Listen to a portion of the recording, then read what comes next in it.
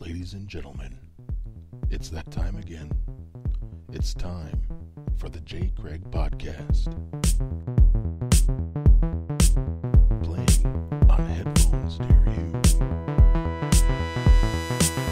All right. Jason Catron. Craig What's up, my friend? Miller, man, I'm well, sir. How the hell are you, man?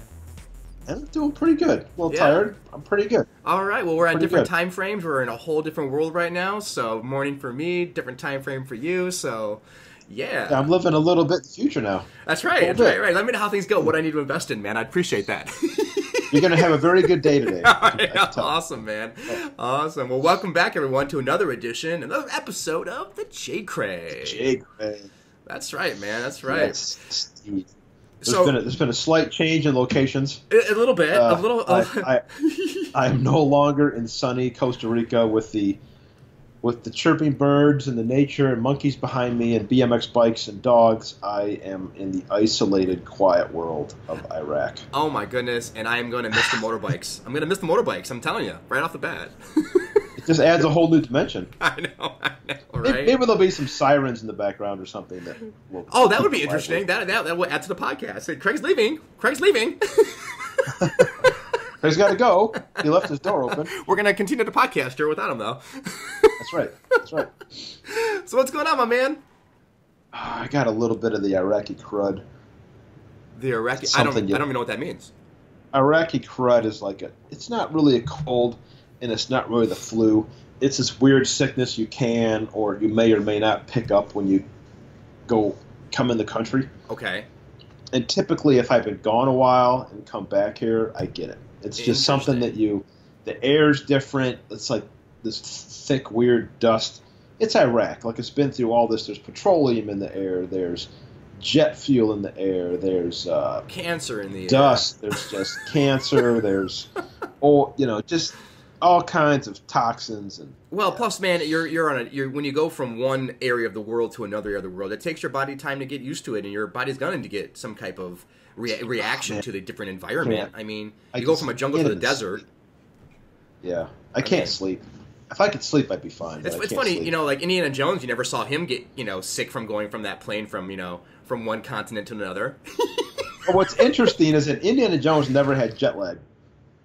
Right. Never, because he never slept. Exactly. Right. No, he did sleep once in the Temple of Doom. He's sleeping in the plane. Sleep on the airplane. Ah. Yes. Right. Yeah. And that's the last time he sleeps in the film. And he does sleep, and he sleeps for a couple hours in Raiders of the Lost Ark.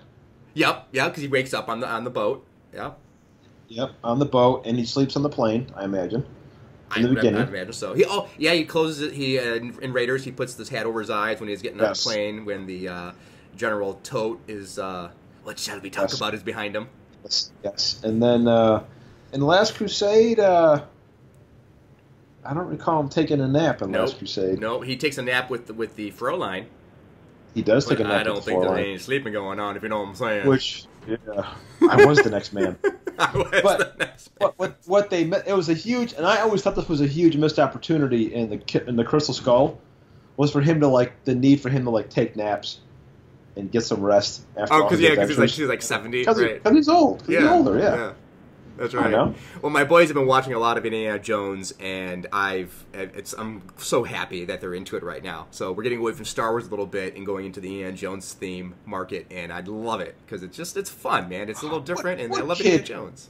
What kid wouldn't want to be Indiana Jones? I know, right? It's awesome. It's awesome. And I hear you're having a little party there for your. Yeah, for your youngling. For Jesse's for his 4th birthday, we're having after we're done with our podcast today, I'm gonna help get ready for everything else, and we're having an Indiana Jones themed birthday party for him. His choice, not mine. His choice. Yeah, I mean, I might have some influence over the child, but he was like, "Oh, I want to have Indiana Jones." I'm like, "That's fantastic. Let's do Indiana Jones." So it's gonna be a lot of fun. I'm gonna dress up as his dad, Henry Jones Sr. Of course. And they're gonna have Indiana Jones all throughout the house. Need a picture to post on the webpage. Oh, I absolutely. We'll put that on the webpage. Yeah. Fantastic. Yeah, hell yeah, man. Yeah. Hell yeah. So, hopefully everyone's listened to our 5-minute reviews lately. Craig, so I saw Justice League, right? I want to give you a quick little take on, The Morning After. Please do, because I got a couple questions for you. Please. Okay, so I still really like the movie. I've been reading some reviews on the hatred of it and how they say the characters feel like they don't want to be there and there's no chemistry and it's a mess. Yeah. And I'm just like, what are they watching? And I really still enjoyed the movie the day after, and then the day after that, I still keep thinking about a couple scenes, which means it impacted me. It's not a perfect movie, but it is a lot of fun. And I was watching Batman vs Superman yesterday because I'm so into it right now because I want to go back to it and revisit it. And that movie is a lot of fun. Now it's got some problems, obviously, but Batman vs Superman, I like what they're doing with that movie, and I like how it sets up this. Did you watch the director's cut? Or of course. Oh, of course, the Ultimate Edition, yeah, and it fleshes everything out. It's a lot better edition than the one we saw in the theater. Now, it fleshes things out. Does the vision of Batman versus Superman, because there's definitely a vision to play there by Snyder. There's a movie he's trying to make. Right. Does that carry over to Justice League, or because it's a hodgepodge of him and Whedon, does it just kind of feel... No. Okay, well, it's a great question, Craig. There's a difference between Batman vs Superman and Justice League, not in the visual sense. Like, it still has the same tone, the same mood, but they feel like they're in the same world. Absolutely. Like, there is no departure from the look of it. Even when Josh Whedon steps in, I know one particular shot that is a redo because it's the mustache scene, and you can tell that the fake mustache is there. You can see it's removed, but it's not. It looks different only because it's taken from a cell phone. Someone's recording Superman. Okay, so it looks different, obviously. But other than that, the rest of the movie, I could not tell a difference between the look of if that was a reshoot. Like, for instance, Force Awakens. We knew which ones were reshoots because Harrison Ford's hair was all different. Yes. You could tell where there were reshoots. With this, I could not tell. Maybe it's because I was just so giddy with watching it and I was involved with it that I didn't care. I'll see how it looks the second time I see it, as far as if I can tell the difference between maybe that's the reshoot, maybe that's not a reshoot. But otherwise, it looked very consistent. So I would imagine he used the same cinematographer when Josh Whedon came in. Yes, to keep consistency, they used the same guy. But was the movie as ugly as it looked in the? It just looks so ugly in the trailers. Well, I will say this: one of my biggest gripes of the movie, if not my only gripe of the movie, is the special effects don't look that great, and so that affects the whole feel of the movie because it's heavy CGI, obviously. Right. So, like I say, it does look very. It's the same look as Batman vs Superman, but the special effects just look kind of shoddy. I wonder why that is, because the effects in his films, Snyder's films, are usually pretty top notch. Yeah, and I don't know if that's just because of all the background noise, maybe because he had that family crisis. I don't know. I don't know what happened there, but like I remember that one scene when they had the little clip of Batman falling down to the ground, or jumping down to the ground, and then he floats down next to Wonder Woman as she's walking. And he just looks. You can tell he looks fake. This way his body lands, it just looks fake. And there's a lot of that in the movie. The villain is not really good CGI because he's all CGI. That's tough. It is tough. So I mean, that's my biggest gripe, and I got over it because I was having so much fun with it. But I don't know how that'll affect subsequent viewings. But the effects work is not that great. It's crazy to think that, in terms of like environments and whatnot, the majority of Thor's Ragnarok is a fake environment, but it looked fantastic. It looks fantastic, yeah. It looks absolutely. amazing. There's a big difference between, and I don't know, maybe because they've been doing it for so much longer, they have a lot more. They've been doing this for almost 15 years now. Marvel has. Right. Well, DC has been we've got 4 movies with Suicide Squad. So maybe they're just not there. All the other movies, maybe they're just leading up to it, Because there was some bad stuff in the first Captain America, there's some good effects work, but there's some iffy parts throughout the early parts of Marvel movies. But with this, I don't know. I don't know why that is, but like Watchmen's effects looked a lot better than the Justice League's effects, and that's movies. It's an old movie now. You know what I mean? The movie's like 10 years old. Yeah, exactly. But to your question, it looks very consistent. You can tell you can definitely use the same guy. I would never even known if I did not hear background noise on the director change. I would not have known the difference. Other than there's a lighter mood. Now they said, or Zack Snyder said that was intentional, that they were always going to have a lighter movie in this one because it's different than the darkness of Batman vs Superman. So I don't know if I don't think that's just Josh Whedon. I think that's also what they were wanting to do. They wanted to bring a little more lightness to it, and because it's now their team, so they don't need to make it dark. Now it's happier because they're forming this amazing team, right? So people aren't against Superman anymore. Exactly, right? Exactly, and that's really interesting right there because watching what happens in Justice League with Superman. By the way, everyone, spoilers, right? So don't. Okay, okay. Now we're gonna get into spoiler territory. Okay. Spoilers. Yeah. 10, 9, 8, 5, 4, 3, 2, 1. Okay.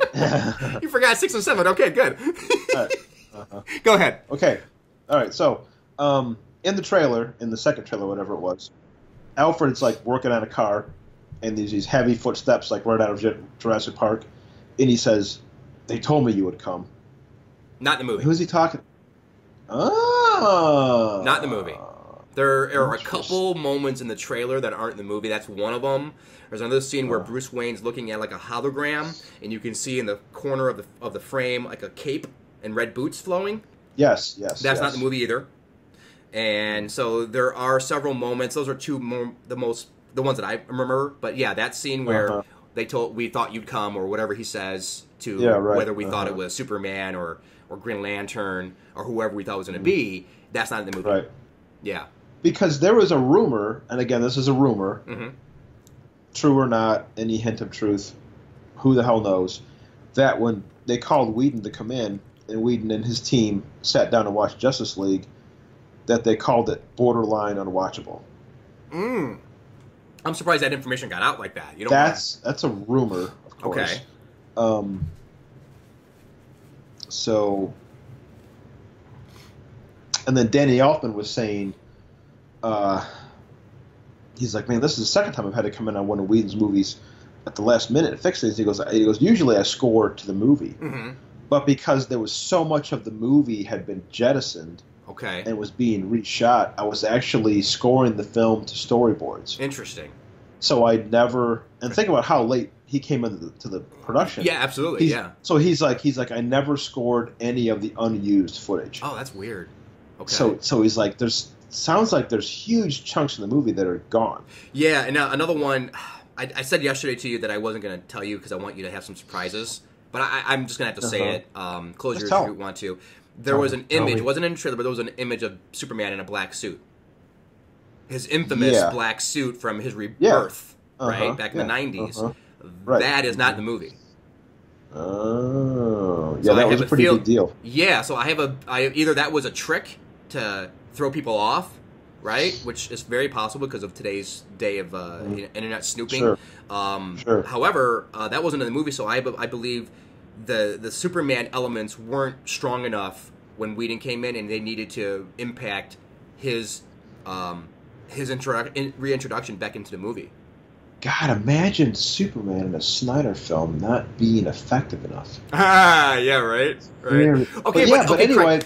Henry Cavill took a photograph of the costume, the black costume, on his Instagram, and then there was a photograph of him like outside with them. They had like a jacket over him. Yep. They're not going to make a $300,000 costume for him to wear for a fake if it's not in the movie. Yeah, you're right. You're right. So that was a reshoot, and they must have changed. Maybe it was, I know your biggest criticism was Superman not being a whiny, not wanting to be Superman, blah, blah, blah, blah, blah. But it was the progression, right? 3 films. His art comes to the point where I knew what they were doing. I had a feeling they were getting to the point where the brooding, self-conscious, I don't want to be this person, I don't, blah, blah, blah. He finally gets to the point after those 3 movies of the rebirth brings him back to the guy who we all expect him to be.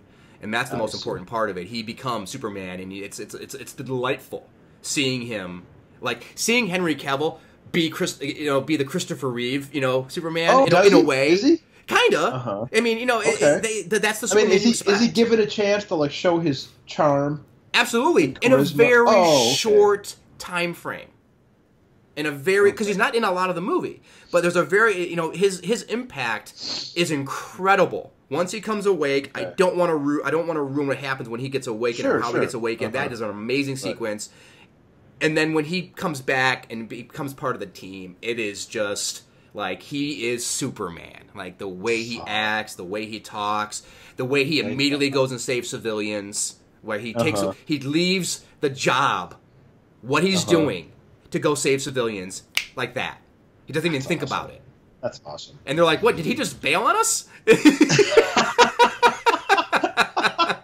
that's what happens. Like he's helping them, and he goes, "There's too many of them," and he just takes off because he can hear all the he can hear, right? Oh, yeah. And then there's a lot of great interplay between him and Flash because Flash is the fastest person alive, right? Sure, and then right.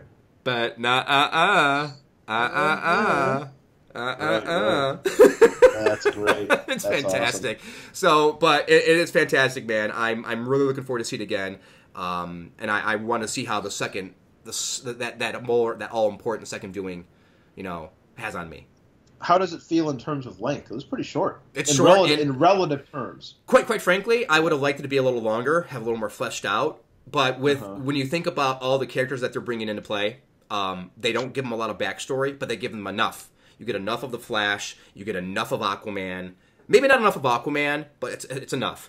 And in the How was Aquaman? I liked him a lot. Yeah, he was very entertaining. My favorite character, I got to tell you, is Cyborg, because he surprised the hell out of me.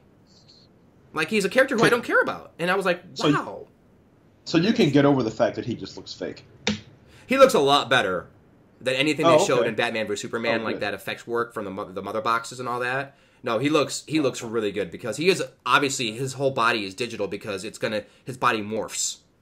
Mm-hmm. Like his arm can morph into a gun, right? Sure. And so his body can change, and it's great because his character he's learning how to deal with his powers because his powers he's got like an internal computer like that just keeps growing without him, and in fact he is the reason why there's like when he gets rebirthed or reborn, he's the reason why shit goes bad is because his body can't it kind of acts without his without his consent.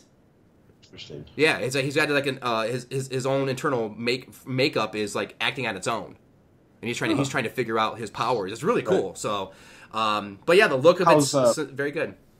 How's Wonder Woman?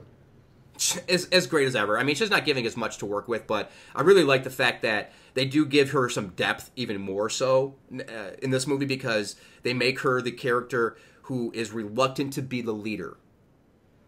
Okay. Batman keeps being a dick throughout the movie, which is awesome, and he's trying to push her buttons, and everyone keeps pushing him around because he's just a guy, right? It's just I love how they toss him around like a rag doll throughout the movie because he's just the guy. Right, with no superpowers, but Wonder Woman is reluctant to be the hero, and he keeps telling her, "You're the inspiration. You make people want to be better. You need to be the leader." And she's like, I can't ask people to risk their life.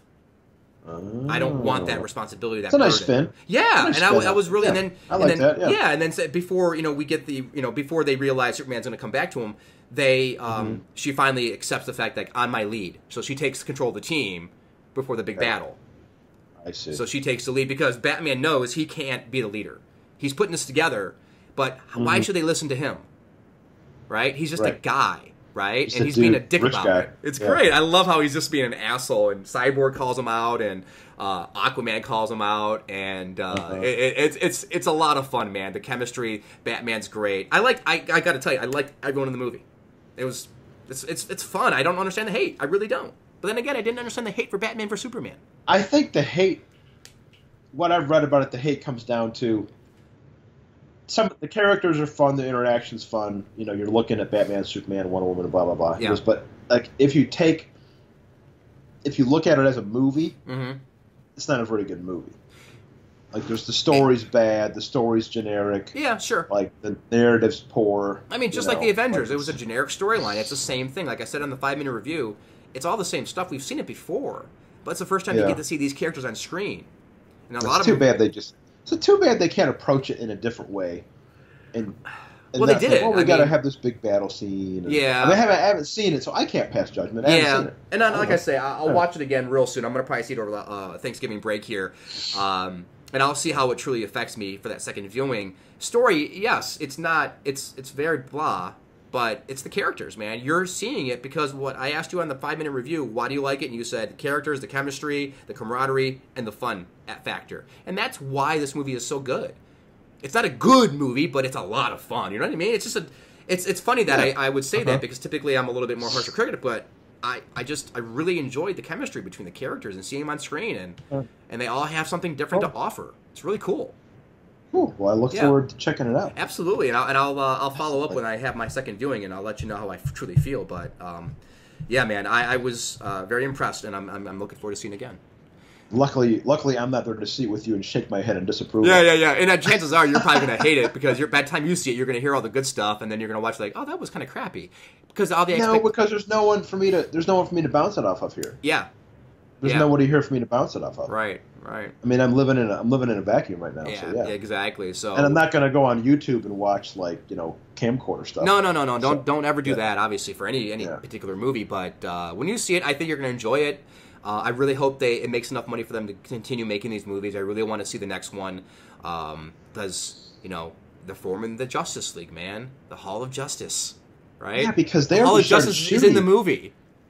They already started shooting Aquaman, and they can't pull the plug on that. No, and I'm looking forward to seeing that. I am. I really want to see what I like Jason Momoa, something like that. He's really good, man, and he has a great.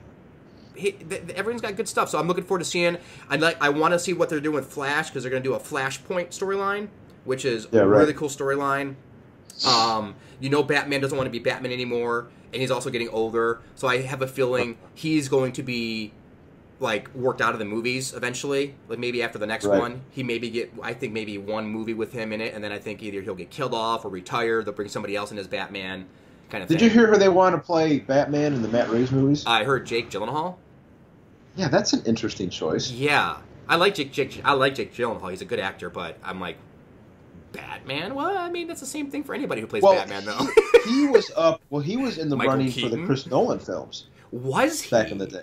Yeah, he was one of the top 3 or 5 contenders for that. Is that right? I didn't know that. Yeah. Okay. Yeah. Well, I mean, I'm glad he wasn't because I think he was too young at that time. Mm-hmm. Now, maybe.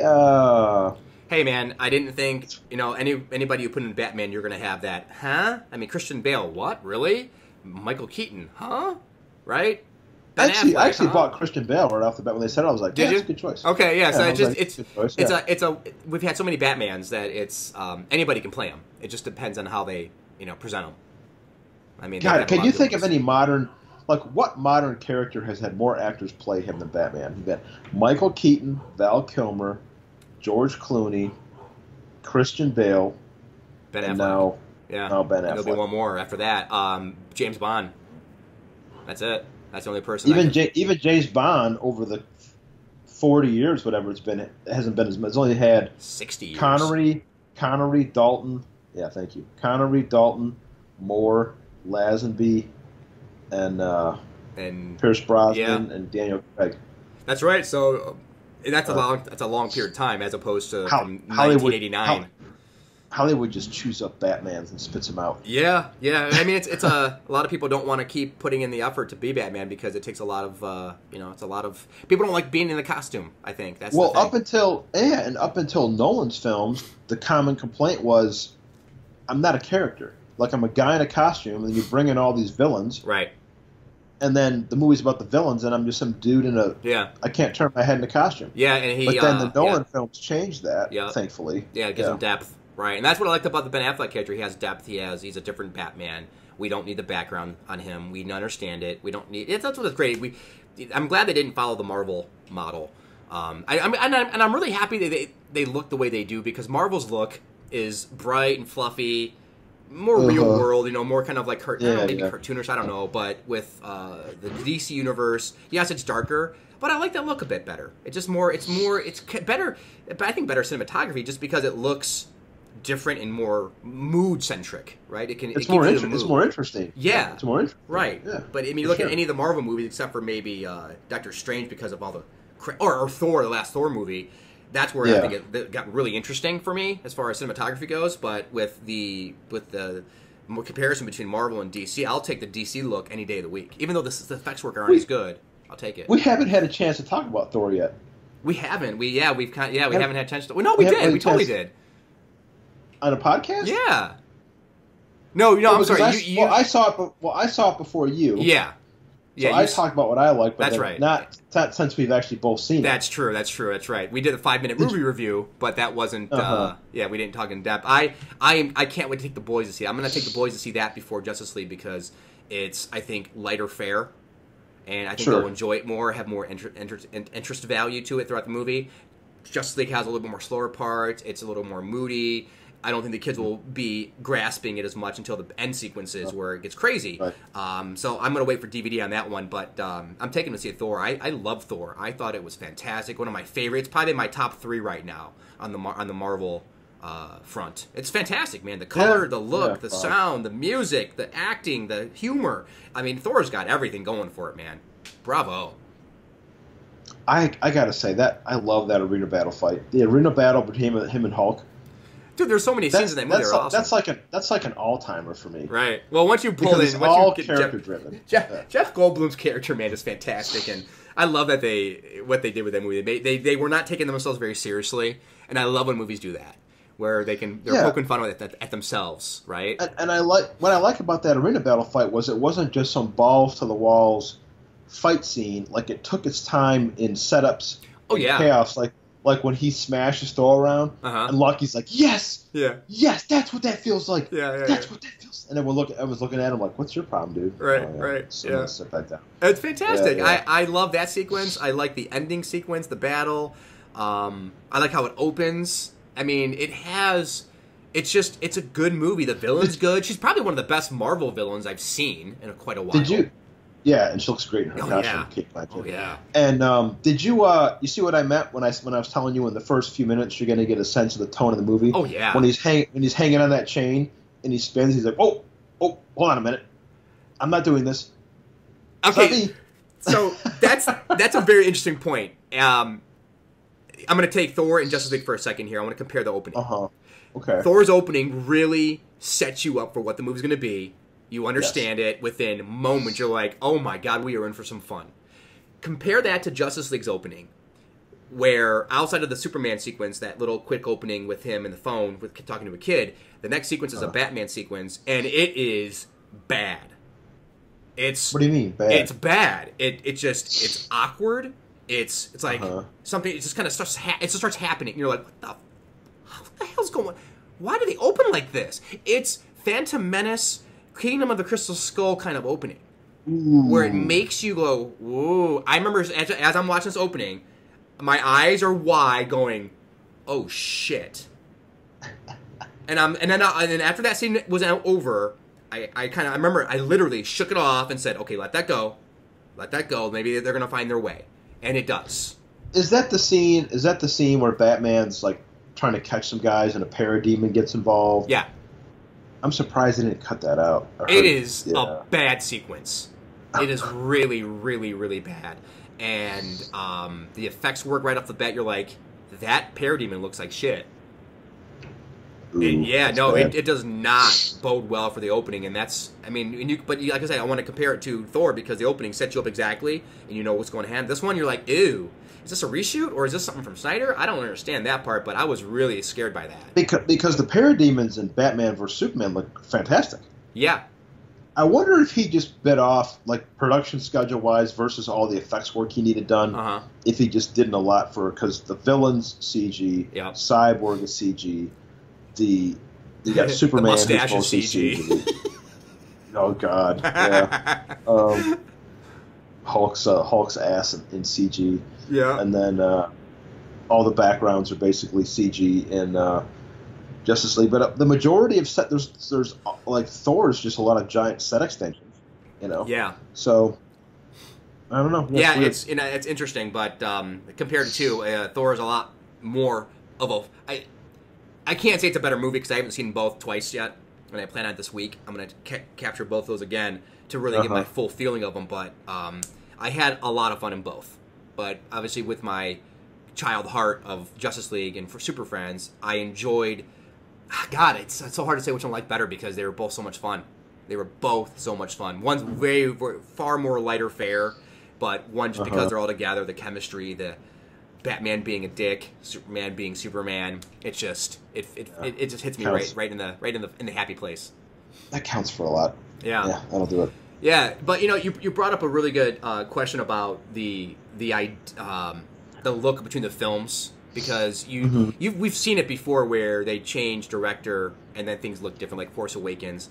But I mean, it has to do with that cinematography, man, and it's so important for a movie to really set up the right tone and feel, and that's the cinematographer's job. Well, I don't know if cinematographers, they get credit for what they do within the industry, but to the general public, I don't think they get the credit they deserve. I mean, cinephiles understand why movies that Roger Deakins shoot look a certain way and why he's important. Yeah. And when Vilmos Zsigmond used to shoot films and why certain directors always work with the same cinematographers. Like, there's a reason for that. Yeah. And just like why they work with the same editors or try to work with the same editors. Absolutely. Or the writers. Anyone they're comfortable with, that they feel like a connection with, that they understand each other. That's what they're going to work with. That's why the same writers work with certain directors and even actors, right? They have to have that chemistry. It's funny because cinematography is something that I really, 15 years ago, almost 20 years ago, 15 years ago, whatever it was, when we went to film school, I was so into cinematography. Like, I loved being the director of photography on our short films. I was really into knowing who was shooting a movie. I mean, especially when you had cinephiles, like I used to be a heavy cinephile, I used to know who was shooting movies so that I know what we're getting into. And then as I got away from film school and as I got away from the actual film industry, I was looking back at cinematographers like, wow, I forgot, I don't even know some of these names anymore. So unless you're really looking at it, you're right.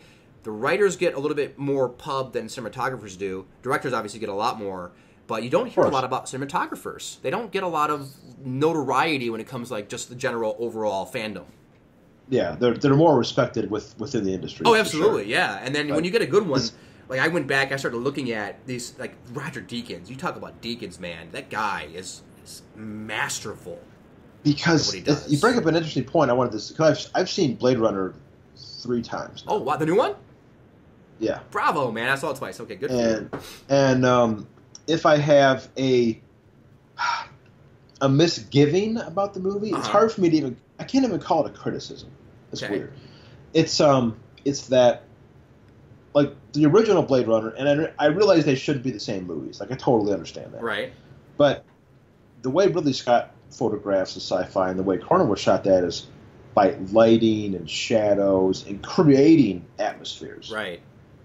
And everything felt very claustrophobic and very cramped. Right. Like the city was, like, closing in on you. Yes. And in 2049, Deakins is famous for a very naturalist approach to lighting. He makes it feel like the same environment. Yep. And when you compare the two, and this is also Denis Villeneuve's choices, is Denis Villeneuve tends to put his characters in very sparse environments to show their isolation. Sure. And Blade Runner 2049 does not have the claustrophobic feel of the original Blade Runner. It's even the street scenes, it seems like, it's like, does anybody live here? Like, what's going on? Well, but I think that's intentional because Kay is the focus on this one as opposed to the other one's a little different, right? And he's supposed to be isolated. So that isolation, it's definitely juxtaposed to the claustrophobic feel, but because he's isolated and out on his own the whole time and just mentally isolated, I think that's important. It's the only somewhat complaint I got about the movie is the city landscape scenes. That feels like a city choked out. You know how you can only see down to the city street at certain angles because the light's coming up. I love that shot. But when you get to the city streets, they don't feel that closed in. Oh, I see what you're saying. Yeah, so that doesn't. Okay. Because that one they don't quite. And they're talking about some minor stuff here. The landscape city shots don't feel as close as a whole to the practical apartments and so on shot on the ground. Right. They don't feel as one of the whole. I see what you're saying. Yeah, they don't match. I think my favorite, like, Blade Runner-esque scene in the new one is when uh,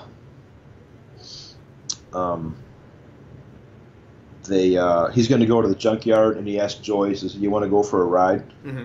And she goes in the spinner with him, and they opens with that wonderful waterfall shot of the water pumping through the seawall. Yep.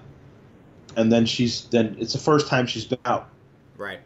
And they're flying, and she sees like the skyscrapers, and she's totally amazed. Right. Then they fly through that giant junkyard, and everything's all decrepit. And I think that sequence, the combination of the music and the theme at play, like that feels the most Blade Runner-ish to me. The whole thing feels Blade Runner-ish to me. The whole thing does. The whole thing does. But that really encapsulated like that feel for me again. But he can't. And obviously Deakins is super freaking talented, so he's not going to try to just. He gets the somewhat of a feel that Jordan Cornwell got and did and accomplished, but he's making it his own, right? And it looks like a Deakins movie. Well, that's just it. It has to be one on its own, and Denis Villeneuve's not going to ape Ridley Scott. Sure, he's too talented. Yeah. He's going to make his own movie. Absolutely. And they made the movie they want to make, and by all means, I keep saying this is it's not a criticism. It's just something that I picked up on. Well, dude, I mean, after you see it in a movie a couple times, you're going to start to find those things, and that's the whole point of movie watching is movies aren't made to be seen one time. I can't stand people like my dad would say, "Oh, why do you keep watching movies, man? Why do you go watch the movies the same time over and over and over again?" I mean, that's what they're for. It's like a good book, right? Just like your TV shows that he's watching over and over again. They're made to be watched again because there's layers. There's depth. A good movie should be seen several times in order to grasp the whole thing. I forgot what filmmaker said it, but he echoed the same exact sentiment, is that movies are not made to be seen one time and understood from the first viewing. A good movie... Was it Scorsese? Okay, thank you. Yeah. And they're made to be seen over and over again so you can get everything. A good movie, anyway. Some movies you only want to see one time. But a good movie, I mean, whether it's just the writing or the characters or the depth of the storyline, you want to see it over and over again. But something like Blade Runner or anything Deakins makes, they're just beautiful looking. But, it's interesting when you talk about cinematography. What I love about it is it's an art form, right? I mean, there's a science it's totally an art form. There's a science to it, man. Back when we went to film school, it was still film. Digital was just coming on the scene. We didn't even have digital filmmaking equipment in our school. It was all 16 millimeter. And talk about learning what these guys were doing with f-stops and shutter speeds and depth of field and all these cool things that you had to look at. Lenses, how you achieve certain looks. Yeah. Whether using wide-angle lenses or anamorphic lenses, right, or lenses, and all these different things, all that contributes to the way the movie looks. Right. And if you don't know how to achieve the look that you want, it's a pretty dangerous place to be, because your movie's not going to, like, what is it? I think Fincher said, sorry, that's going off. Getting ready for you to run out of the room. I think it was Fincher who said, like, you're lucky if you get 20% of what you want up on the screen. Exactly. I've heard that too. Yeah. So, but, okay, then match that back against, if you don't understand how to achieve the aesthetic look that you want in the movie, you can't communicate that to a cinematographer, you're already on an uphill battle. Right. Well, you already were in an uphill battle, and now you've got a boulder in front of you. Absolutely. Yeah. And I did want to say that I enjoyed Blade Runner even more the third time. That's incredible. That's cool. I liked it more the second time I saw it as well, and I'm loving the fact that you kept growing with it. Second time, first time we all know that I was overjoyed with it and stunned. Second time, I thought they could have trimmed this a little bit, but I still love it. I love it. But the third time, great movie. Okay, interesting. Great. I like that. That's what I like about those second viewings, man, is that you get to understand if you really, really, really, truly like a movie, right? Because I get that fandom and that excitement, and then I gotta see it again. Yeah. Excuse me. And I saw it in one of those cinemas where the chair reclines. Okay. And they give you a blanket and a pillow. What? And it was like 10 o'clock at night. Dude, get the fuck out of here! Blanket and a pillow in a movie theater. It was called iPic Cinema in Austin, Texas. Okay. Like premier VIP cinema. There was only like 25 seats in the whole theater. Oh wow. Okay. Maybe huge screen. Nobody next to you. You just got your own couch. Yeah.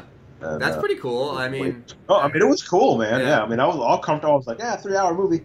yeah, Got no, all I'd comfortable. be napping at that point, man. I don't want to be kind of sitting upright because I get too relaxed.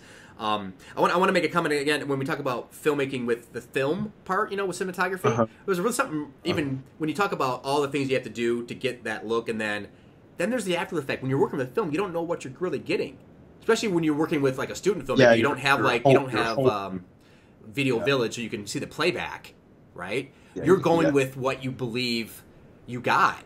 And you're relying on the cameraman to say, did you get it? Did you get it? Right. Yeah, we got it. Okay. Right. But then All you right, have to send it in to get processed.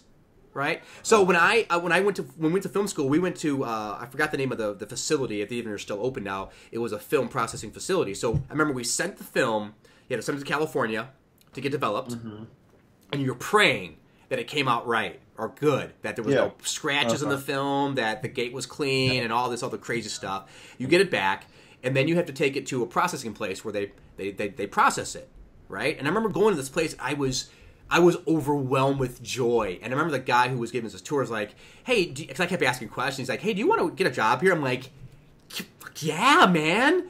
But he didn't take me seriously, and then he wouldn't return my phone calls. But I was so excited because you get to see all the steps that it takes to get that film from being developed and processed, and what you can do with the color and the look of it at that point. You can change things, and if you did the right things with it first, then you can even do more things with it in the processing of it. And that was really cool. Yes. That was really, really cool for me to see. So that was really awesome. I also, I remember when I made that, it's all about the film you use too, right? Remember when I made my my flag short? Yes. I used Fujifilm. You know, Fujifilm is an Asian film made for Asian people, right, with their faces and the colors that they have and all that. Has certain hues to it, right? And so it has a blue hue to it automatically, and so we lit everything with like blue filters to make everything look really blue. Just to experiment. That's what's the cool thing about a good cinematographer is the experimenting part of it. So you have cinematographers that make movies look real, like you're living in that world. Then there's the cinematographers that make it look very moody, like David Fincher's movies, like Seven, Fight Club, or Jordan Cronenworth with Blade Runner. And then you have those that are experimenting with like color and look and all those really cool things that make movies look really unique. I'll give you one example. The Man Who Wasn't There by Roger Deakins. You know, it was black and white, but it had a really interesting look to it. Because they shot that in color. Yeah, but then they removed the color from it in post, and it made it look really cool. So I love when movies experiment and when they're allowed to experiment with the way they look. I think that's so cool. You know, I will say I don't understand the criticism. Is I really believe that, and of course he's working with a master, is Janusz Kaminski, who shoots all Spielberg's films. Right. Is immensely talented. Like Minority Report was a huge Minority Report. Up until Minority Report, nothing had ever looked like that before. Right. He shot Schindler's List, which is a beautiful black and white film. Right. With that one red jacket girl. Yeah. I mean, wow. Yeah, the whole thing, the grays, the blacks, the shadows, it's beautiful, beautiful movie. And then Munich, Saving Private Ryan, right? Has that desaturated color to it. Or even more so, the shutter speed is changed, so that all the grains of sand flying through the air. They played at the shutter speed. Yeah. First time anybody had done that. Yeah. And then Munich looks like a 1970s thriller. Yes. Looks exactly like a 1970s And that's thriller. what I'm impressed by, is movies that can make it look like it's made from back then. And people have been aping that ever since. Like, those two guys, like Spielberg and Kaminski working together, those two guys are like bird in the trail, man. Yeah. They'll do things, because Ridley Scott forever, as much as I love Ridley Scott stole that shutter speed thing and beat it to death over the course of like 4 movies. Oh, yeah. Yeah, now it's kind of like it's Gladiator. Yeah, he used it in Black Hawk Down. Kingdom of Heaven has it. Kingdom of Heaven. Yeah. Yeah. Yeah, now, it's funny you bring up Spielberg. So he used 2 that I know of, like Douglas Slocombe. Slocombe? Slocombe. His movies, I mean, Raiders, all the Indiana Jones movies, except, 3 of them, they look real. They look like they belong in the 1930s, right? It looks real. Yes, big, open, wide, wide angle lenses. Doesn't look real fancy. environments. Doesn't a lot look of natural like lighting. yeah, exactly. Yeah. It looks real. Like you believe that they're actually taking place in that time frame. Yes. And then, sorry, my Levi just came in with Indiana Jones hat on. Of course. But that was supposed to be their surprise for the gifts. Darn it. Okay. How did he get into it? What the hell happened? Tina gave it to him, even though I told her that was the prize. That was the prize that they're going on the treasure hunt for. Why'd she give it to him? I don't know, because she's not listening to me, even though she says I don't listen to her. So, Douglas Holcomb, very realistic. And then you go from him making anything with Kosminski, and there's such a different look to it. I mean, the Indiana Jones movie has there's such a different feel with the look of it. Well, I think Spielberg, looking at his filmography, is he thinks about the world that the movie's going to be in, what it represents, and whether it's a 1930s serial or it's supposed to be a future sci-fi film or a gritty war film, and he creates an environment for that world to exist in with his cinematographer. Like if you look at, and I think, like for example, Close Encounters of the Third Kind, he wanted a big epic adventure, and Vilmos Zsigmond shot that, and It's a beautiful movie. It's beautiful. The desert scenes and the mothership scenes, all that stuff's just amazing. And I don't know who shot E.T. I didn't see that. But again, it's just it might have been Douglas Holcomb. It just has a very realistic look to it. Nothing special. I mean, it just looks like a good movie. It doesn't look like it's like Seven or Fight Club or 1 Hour Photo or anything like that. Yeah, and I hate to say this because we're getting away from talking about cinematographers and more about Spielberg, is even though his cinematographer has to deploy his vision, when he did Jaws, he purposely shot as much of the movie at seawater level as he could. Oh, right, okay. And you watch the movie, you're like, oh yeah, he really did. And if you watch E.T., he purposely put the camera at the level of a child's eyes, so you're watching the movie like at the level of a kid. I love that about filmmaking, is when it's not just setting the camera up and letting the actors do your thing. It's where that camera is in relation to what that represents. And that's the beautiful part about filmmaking, is that it's all there for a reason. People, the laymen, the people who just go to see movies and don't look at this stuff, they don't understand that, but yet it's affecting them when they're watching it subconsciously. By seeing it at an eye level, I love that. Like I'm a huge critic of blocking. Mm-hmm. How people block a scene. I can't stand I've said it before. I can't stand to watch a movie and it's a conversation and one person stands on one side of the screen and one person stands on the other and they just talk to each other. No one does that in real life unless you're on Skype. Right. You know? Exactly. No one just looks at the other person and stands there like Slate and Jay's getting some emergency messages. No, I'm just telling Tina that she screwed up my treasure hunt. And she's like, whatever. Damn it, woman. Whatever. It's awesome. Yeah, okay, so I want to talk about Deakins. We're talking about cinematography. He's right now. Yes. I want to touch on a couple of things. I went through. I was looking at what he did in the past couple decades, and I'm like, holy cow, this guy has made some amazing movies. We start with Blade Runner. I mean, just looks amazing. Sicario, one of my favorite movies of recent years that I've talked about ad nauseum is Jesse James. Assassination Jesse James. Yep. That movie just has an awesome old vibe to it. Sure. Yeah. I love that look. No Country for Old Men. Yep. Nothing over. I mean, it just looks like a good movie. It doesn't look special or doesn't look like it's not nothing unique about that. It has incredibly smart visual choices. Yeah. No Country for Old Men. So, it's not like one of those movies where they're pushing the grounds on cinematography or anything. I mean, the great visuals, but it doesn't it's more change about. Well, I'm sorry, I mean to cut you off. Go ahead. Okay. No, it's okay. Go ahead. To me, No Country for Old Men is more about the compositions. Sure. The frame compositions in No Country for Old Men are just... they're glorious. They're like fucking drawings. Right. Like when he transitions from when Sugar kills the cop in the beginning with the handcuffs, and then it pans up the floor where all the boot scuff marks are. Yeah. And it moves from that into that beautiful shot above the sink where he cleans his wrists. Yep. He cleans the blood off his wrists and he wraps them in his mouth really slow. Yeah. And well, the composition. You're absolutely right, and I say it doesn't look special, and I take that back because it does, but it's just not like it doesn't have that uniqueness like some other filmmakers are doing, or it's even not for showing.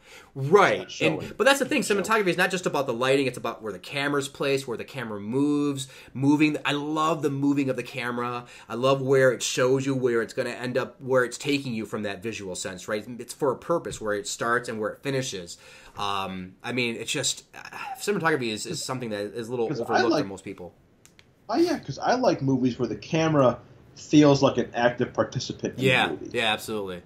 And one of the directors, well, Scorsese does that. Mm-hmm. Not so much as a couple last films. Did I tell you I finally watched Silence? Yeah, I think you mentioned it. We didn't say much about it. It's heartbreaking to watch. It's a hard movie to watch. So sad. I was so uninvolved because the characters are so like, I couldn't understand. I couldn't put myself in those characters' feet and what they were doing, in their shoes, I should say. And I couldn't follow along what they were doing. I was like, come on, man, you just beat the faith out of those guys. Right, but it's like you're letting other people die because you're unwilling to you're letting people die because of your faith. I don't understand that mentality. It just drives me crazy. Well, that was the idea it was the whole idea like that was his test. Right. Yeah, I get it. I mean, but it's just like you're letting other people die. That's the whole idea. Yeah, of course. But that was test of his faith. And then at a certain point, when people even when the father said to him, like, don't do this, you're letting other people die, like, I gave up and you should give up. When he finally, and it broke Liam Neeson, like it destroyed him. Yeah. Even though, but he did it. Yeah. And then it destroyed Spider-Man. Can't remember. Andrew Garfield. Andrew Garfield. It destroys, it takes everything away from him to lose his faith like that. And the Japanese are just like, I didn't beat you. This country did. Yeah, right. I mean, that's also, by the way, it's a beautiful looking movie too. It's a beautiful film. Yeah, it is. You're talking about cinematography. It's a beautiful looking movie. Like all Scorsese movies look great. They're always. But who I was gonna touch on was, and I can't remember. I know Jan de Bont shot Die Hard, but John McTiernan's early films, the camera felt like a participant in the movie. Yeah. How it moved, triangular shots, everything. Like it just, and again, a lot of that's McTiernan, but the cinematographer's got to say, yeah, I can pull that off. Right. I can give you one.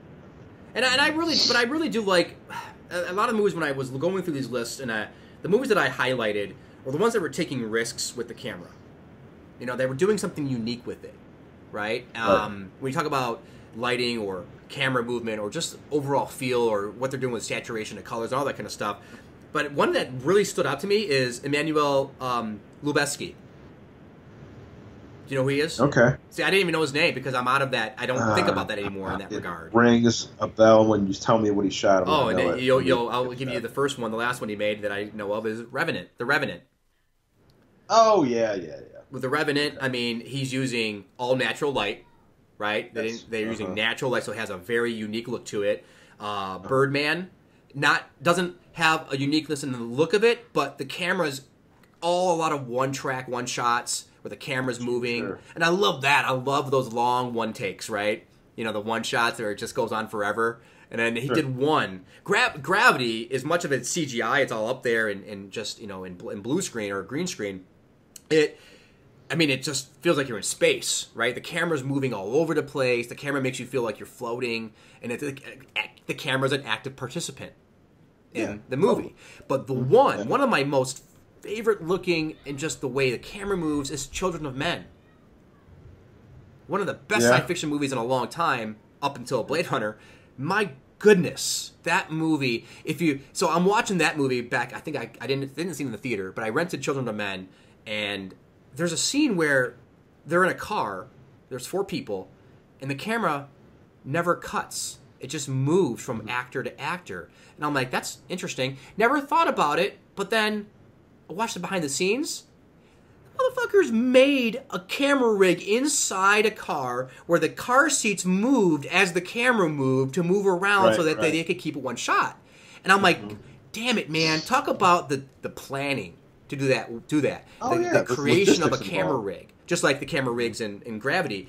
But Right. that was really cool. But then the last scene of the movie where the baby's born and there's a big war going on, the camera never leaves Clive Owens as he's running Right. through. It's just one extremely long take, and the camera follows him throughout all of that, all the way up the stairs to get the baby, then all the way back down the stairs. I was like, my goodness, that is just, I love that. And you're not supposed to notice that when you're watching it. You know, you're not supposed to be like, well, that was one take. That's supposed to be something you see as you're, learning about it. You're supposed to be involved in the story. Right.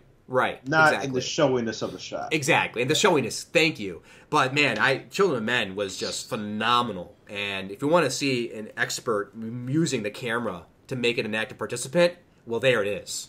Children of Men. Yeah, it's a good example. Yeah, he also did the New World with Colin Farrell, which also looks really cool. It's a Terrence Malick movie, so Yeah, it looks really good. I just couldn't get into that movie. No, I couldn't either. It looks really cool, but we talked about New World briefly before when we did our the New World podcast about Thanksgiving. It was last year. I think it was this time last year. Exactly. Yeah. Oh, How about that? so much has changed. I know, so much right? has changed. But God, yeah, That's a good God, one. a lot has changed in a year. Jesus. It has. Now, I talked about when we went to film school, and that's kind of like cinematography was something we were learning about. Right before film school, Fight Club, not Fight Club, but Requiem for a Dream came out. And I think that right before film school for us, when that came out, that really showed me before I went to film school I was like, wow, something was very different about this movie. And it was the look of the movie, where the camera was, the editing, but it was also just the cinematography, man, where the camera was and how the camera moved around. I mean, that movie looks amazing. And that's Matthew Libatek. That's Matthew Libatek, right? Yeah. And as soon as I saw that and I started learning about cinematography, I started watching that movie. I started watching all his movies. And when I saw his name on the credits, I was like, oh, this is going to look really cool. You get excited, like, oh, this is going to look really, really cool. Well, if you notice, if certain cinematographers work with different directors, their work looks different and sometimes doesn't look as good because maybe the director's demands are not that high, or the director can't communicate what they're trying to do, or they just like movies look flat. Well, like most of the Avengers movies, there's just a flatness to it. They're putting more interest into the character as opposed to everything else. Especially music and then the look of the movie. They're just kind of ho hum, nothing special. Yeah, they're not. I mean, the Russo brothers have nice compositions. Oh, sure. But they're not. The movies aren't very stylized. No. Like their style is. It worked for Winter Soldiers because Winter Soldier had that kind of 1970s conspiracy thing going on. It did, yeah. Absolutely. So it worked for that. Yeah, but, for sure. That might be the most unique looking of all the Marvel movies. That one has a specific look to it because it makes it feel like a 70s espionage thriller. Yeah. I'm curious what Avengers: Infinity War is going to be all about. Like in terms of style and tone and execution. And I'm looking forward to seeing it's made next year, man. Not too far away. It's very close. Yeah, it's gonna fly by. And no trailer yet. And no trailer. I guarantee. Well, I don't guarantee it, but Star Wars. It'll be on Star Wars. Oh, for sure. It has to be. You'd think. I thought it would be funny. Bob actually leaned over to me before Justice League. Is like, wouldn't it be awesome if Marvel just stuck it to DC and just threw on an Avengers? That's something they would do too. Yeah, I know, right? Just a little teaser. Hey, Justice League coming out this weekend. Here, hold my beer. Exactly. Watch right. this. People walking out. How was Justice League? The trailer for Avengers was amazing. Exactly. Right. That's awesome. Oh my God. Yeah, because hopefully they put something of significant length in front of Last Jedi. Yeah, absolutely. I'm looking forward. And to even looking at the trailer, because I did finally wind up seeing a trailer for Last Jedi. That looks. Oh, you finally did see? You actually watched it? I was in when I saw Blade Runner in IMAX. Okay, so you. Yeah. Oh, that's awesome, man! I'm glad you finally got to see it. That's cool. What'd you think? Looks amazing, man. I mean, stylistic wise, it looks amazing. Yeah. Style wise, I mean, the shots look beautiful. Yeah, no, it looks fantastic. So I can't wait. And to see it looks like a Rian Johnson film. Yes, it does. I mean, Looper has a great look to it. Yes, I like that. Yeah, absolutely. He's a little bit to me like David Fincher, and he's got a very specific visual style. The camera's typically locked down. Right. He pans to show to direct you to what's important. So there's not much movement in those movies. That's right. Yeah, he doesn't have a lot of like camera movement as far as like going forward, backwards, or just being on a constant motion. Yeah. When he does, it's. Yeah, but that's the thing. You might not notice it because you're not supposed to. That's the whole thing. Is like with a good movie, you're not supposed to notice these things. It's not supposed to, like you said, it's not to be showy or pull you out of it. Because that's when you start to kind of like get away from the movie. You're like, oh, but did you see the editing? It's like, no, you're not supposed to notice that stuff. It's supposed to be a part of the movie. It helps you relate to the movie and just get involved and become part of the movie. Yeah, the only movies where I like sat there and was like amazed by the editing were like JFK. I was like, God, this is editing like brilliantly edited film. Oh yeah, and Black Hawk Down. When I saw Black Hawk Down, I was like, wow, this is beautifully edited. Right. He won the Oscar that year too. Oh yeah, and the editing team for JFK won that year as well. Well, and I mean, look at Oliver Stone's work. His movies are really stylized, and they're just their look, super stylized. Yeah, I totally prefer earlier Oliver Stone to later day. I mean, like later day, I'm kind of like, eh. Natural Born Killers, man. Of course. I mean, but Robert Richardson is the one who did JFK for Oliver Stone and Natural Born Killers. And Natural Born Killers, exactly. And now, let's hit that. Didn't he also shoot Tarantino's films? Yeah, absolutely. So Bill, he did. Well, first of all, he did a lot of work with Stone. He did Platoon, which looks like it belongs in Vietnam. JFK, Natural Born Killers, and then a movie that really opened my eyes to cinematography was Aviator. Oh yeah, Aviator with Scorsese because what they did with that is every decade, every era that they were touching on had a different look to it. Yes, it felt color. Yes, it looked really cool. Then he did the Kill Bill movies, which I think have a great look to them. They make them. They make them look. Yeah. Very classic old school film look to them. Yes. Yeah. And then of course Hateful Eight looks like a very pretentious Western, but it looks really good. Yes, it does. But it looks like a Western, right? It feels like it belongs in a Western. Okay, so let me touch on this for a second, Craig, if you don't mind. Please do. The digital filmmaking part of it, and I'm speaking a little out of turn here because I'm falling away from this part of it when it comes to the filmmaking part of it.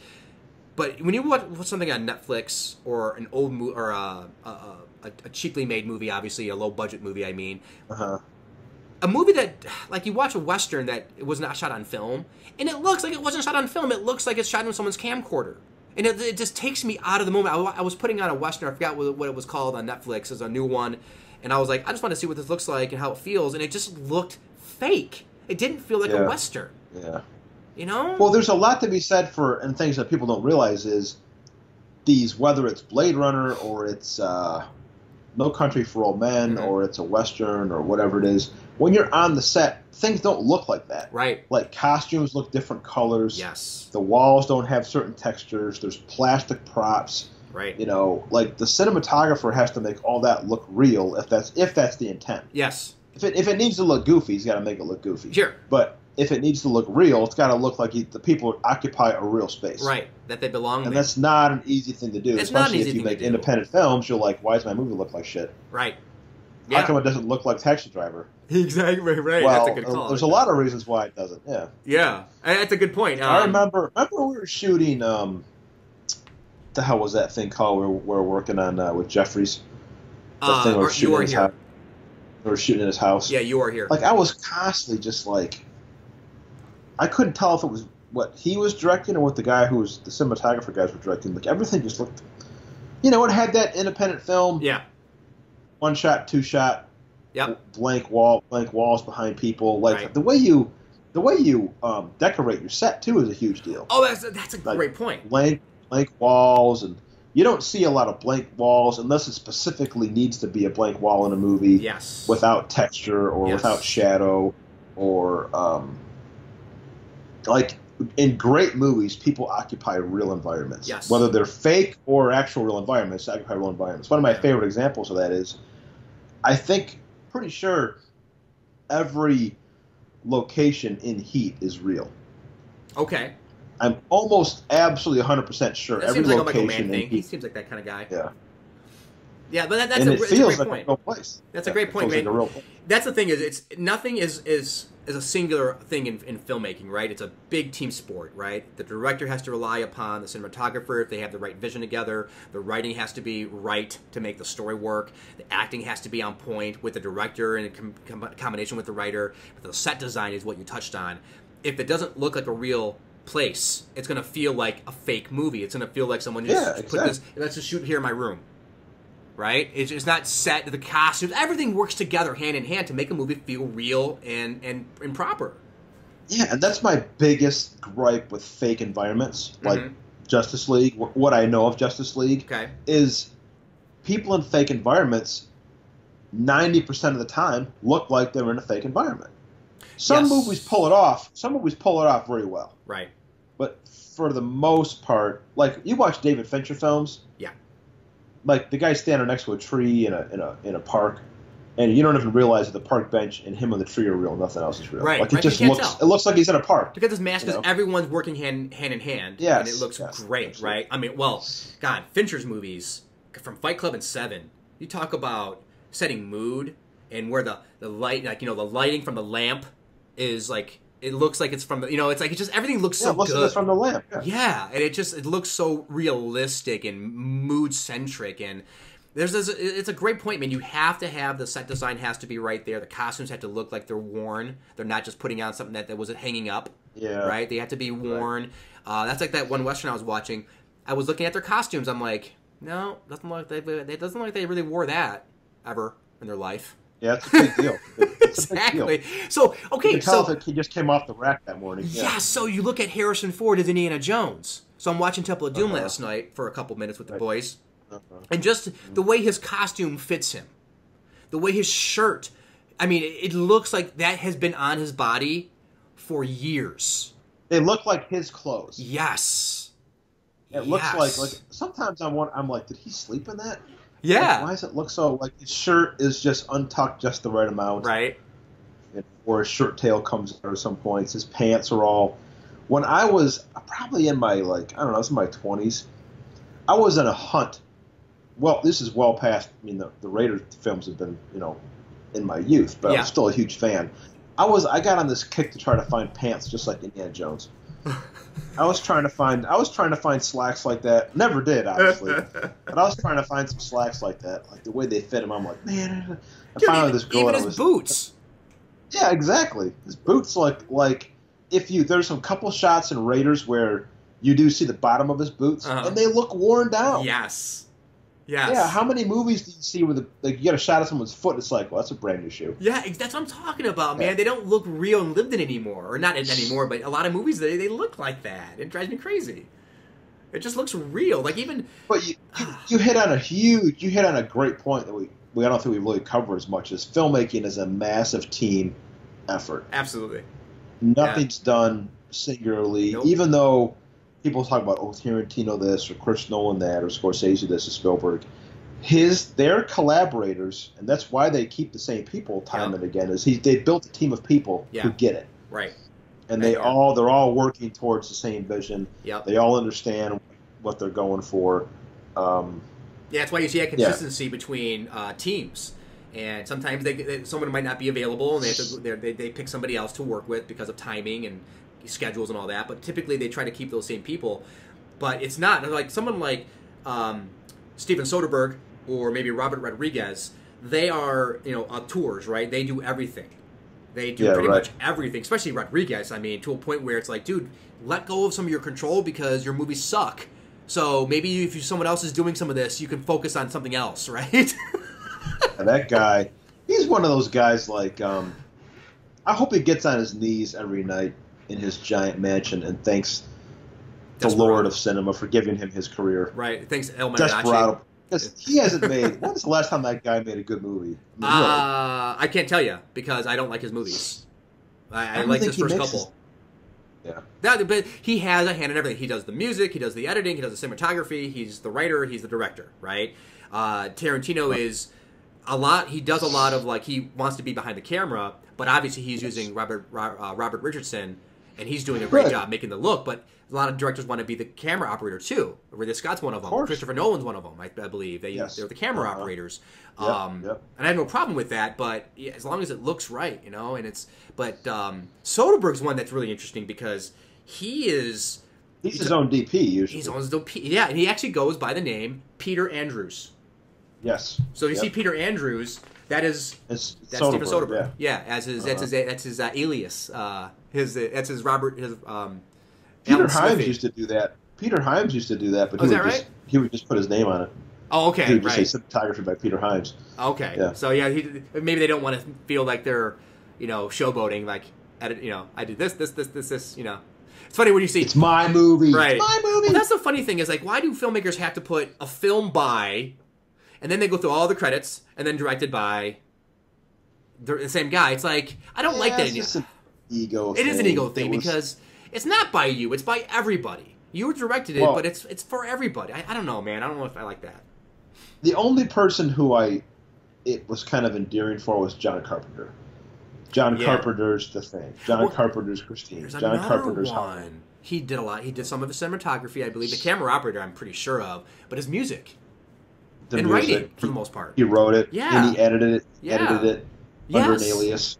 So he has there's some that can do it, like Soderbergh's really heavy in experimenting with his cinematography. Right. And that's another one that really brought, right before film school, was Traffic.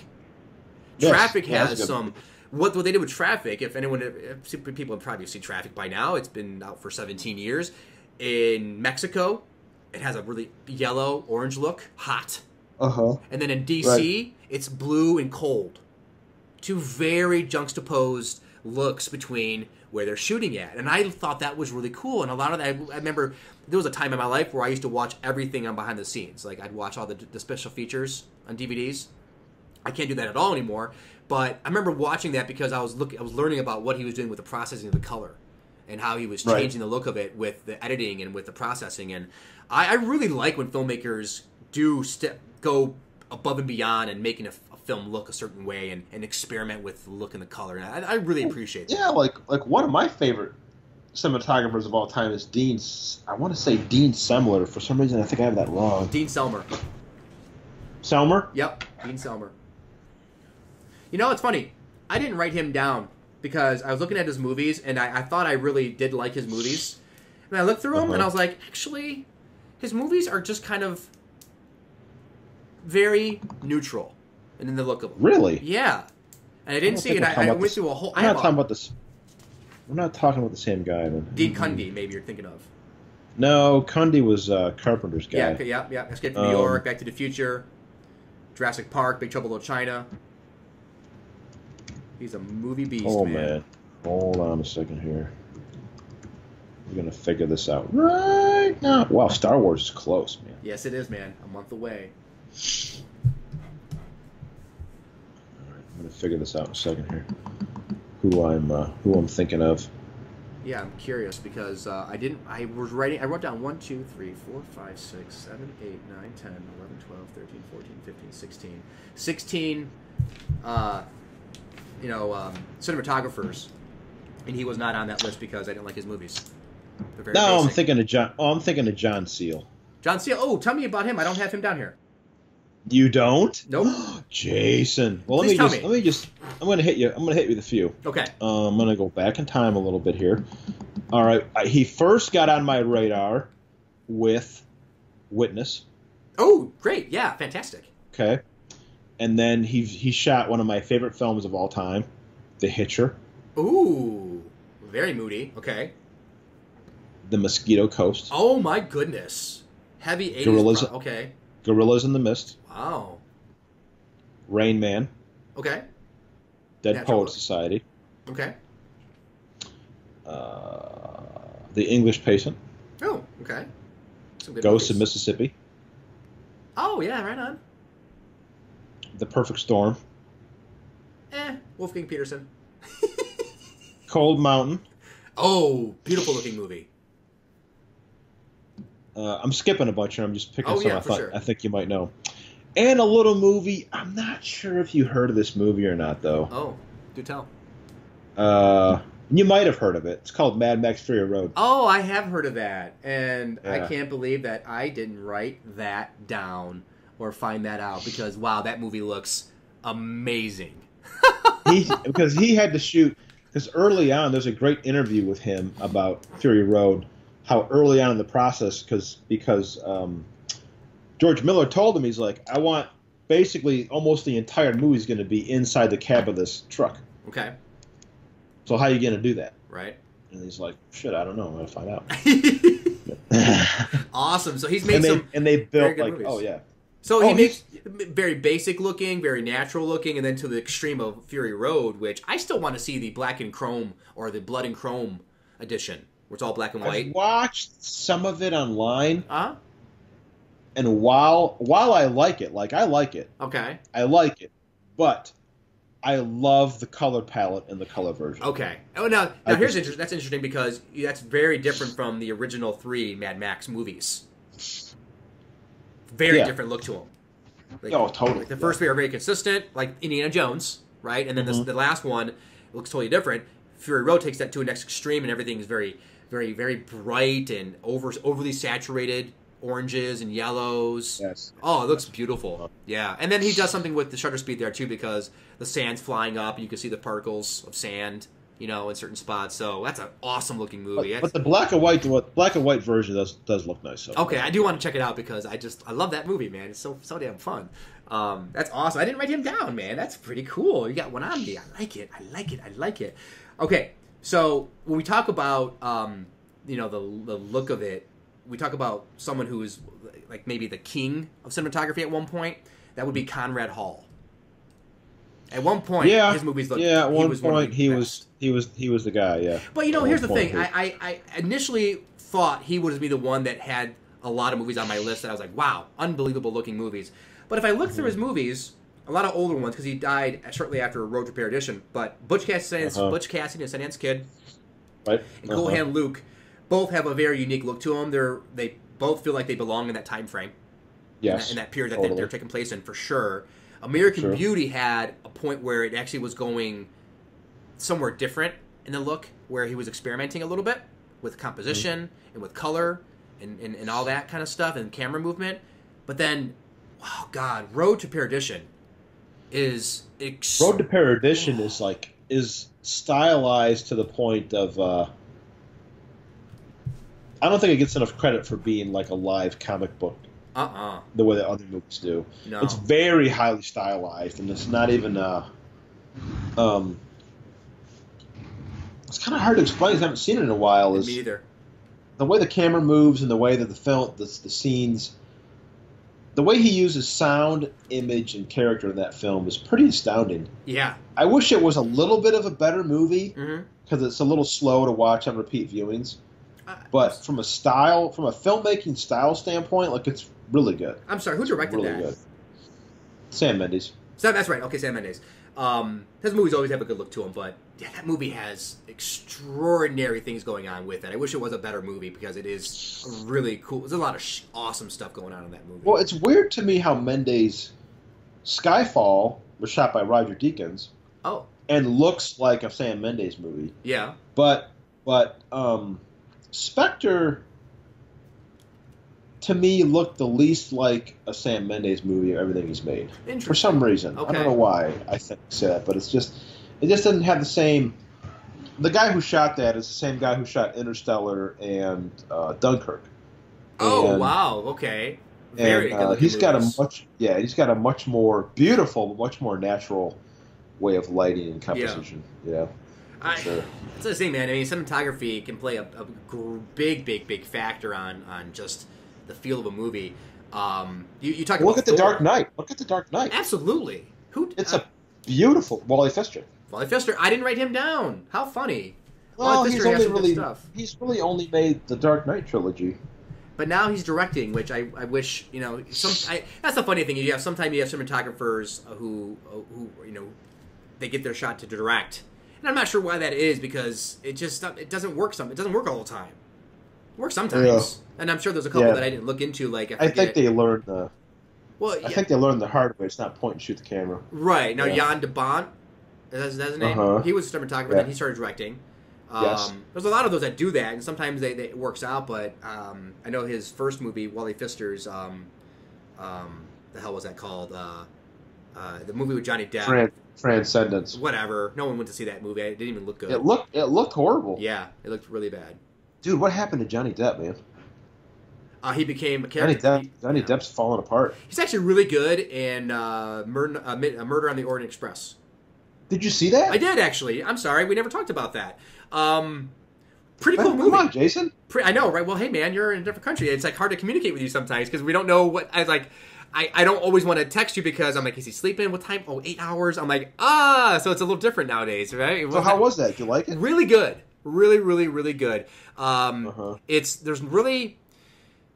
There's a lightness to it. It's got the main character is Kenneth Branagh, who's the director, and he is very light in his comedic approach with it. Great acting from a lot of the characters throughout the movie, and it's a typical whodunit. But at the end of the movie, I've never seen I didn't see the original, the first movie that they came out with this long time ago. Okay. So I didn't know the story. I just knew it was a whodunit on the train. Okay. And if it's the same as the original in the book, I have no idea. But the ending is a surprise because you're like, oh, okay, that's how that ends. It's different than just a whodunit. It's how many did it. It's really cool. But it looks good. It looks like it belongs in the time frame. Great acting in it throughout the board. Really good. And Johnny Depp actually is not in it for very long, but very effective in his role, which is different because normally he plays a caricature of himself. I think he's getting away from that, hopefully. I hope so, too, because this did that. This got him away from being Jack Sparrow or the Mad Hatter, which I'm just so tired of seeing him being a caricature. Well, did you know he's, blown all his money? Oh, no way. Really? All the money he made off the Pirates of the Caribbean, which is billions, millions of dollars. He's, his monthly operating budget, I think he had 27 homes or something like that. Oh my God. And basically mismanaged all his cash. Yeah. So now he's going broke and suing his ex-money manager and all this stuff. So now he's got to work on every movie he can possibly work on. Now he's got to start taking jobs. And he was at the premiere for Murder on the Orient Express, and he was just visibly wasted. His manager was holding him up. Oh my God! Trying to get him down the red carpet. Yeah, he was bad, man. Oh, geez. It's pretty bad. It's pretty tough to see the guy. Yeah, I mean, pretty hard to see these guys get victim of their own success. He's a good actor. I just want him to not be a caricature of himself anymore. Just be, act. Don't be so outlandish with every single role you're in. I'm so tired of that. But I think if he stops working with Tim Burton, maybe that'll be the factor. Well, I watched 10 minutes of Dark Shadows.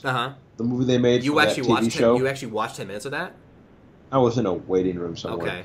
And I was like, who the fuck thought anybody would want to see this? Yeah, I was in the same boat on that. I'm like, why did they even make this movie? It looks horrible. It looks absolutely There are so many movies that are made. Sometimes I think, they should just call me when they're going to make a movie. I'll tell them if anybody's going to go see it or not. Exactly. Because I'll see trailers and I'm like, yeah, people are probably going to go see that movie. Right. Not if it's good or not, they're just probably going to go see it. Yeah. But then a lot of trailers, I'm like, who wants to see that? And sure enough, nobody goes to see it. Right. And the audience obviously thinks the same thing. They're like, I'm not going to go see that movie. Right. Yeah, I mean, that's stupid. What but I just don't understand. I just don't understand at what point in the process they were like, this is a really good idea. Let's make this movie. Let's go ahead and make this movie. It's like the Lone Ranger movie. Yeah. What in the world are you thinking? Let's spend 2 years of our lives making this movie. Exactly, right? Yeah. Okay, so back to cinematography. Yes. You talked about Thor. Yes, we need to give credit, and I'm going to murder this name. Javier Aguirre-Robe. Aguirre-Robe? I have no idea how to pronounce his name, but he did Thor 3. Did he shoot the Hunt for Wilder People? That I did not see, but one of my favorite-looking movies in recent years, The Road. Oh, really? Yes.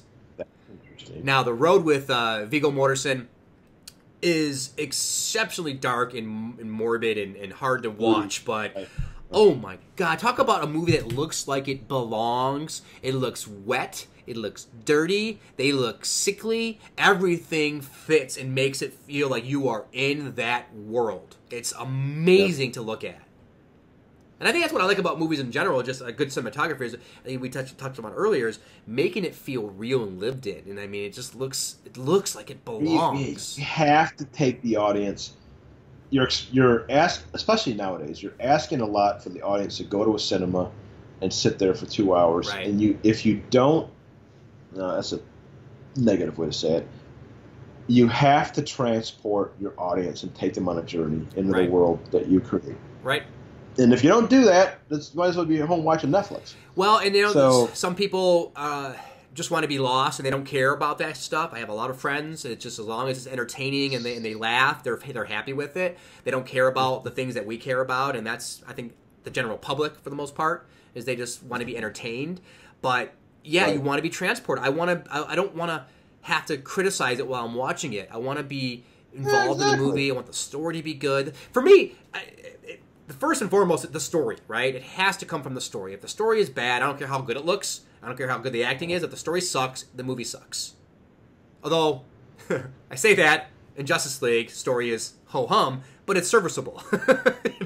It's enough to get by with your love of Batman, Superman. Exactly. So there's always that, but I want to be transported as well. I want to feel like that world exists, right? And that's when we talk about costumes and set design and wardrobe. It wants to be feel like it's lived in, and Indiana Jones feels like he lives in that jacket, and sweat marks on his hat, right?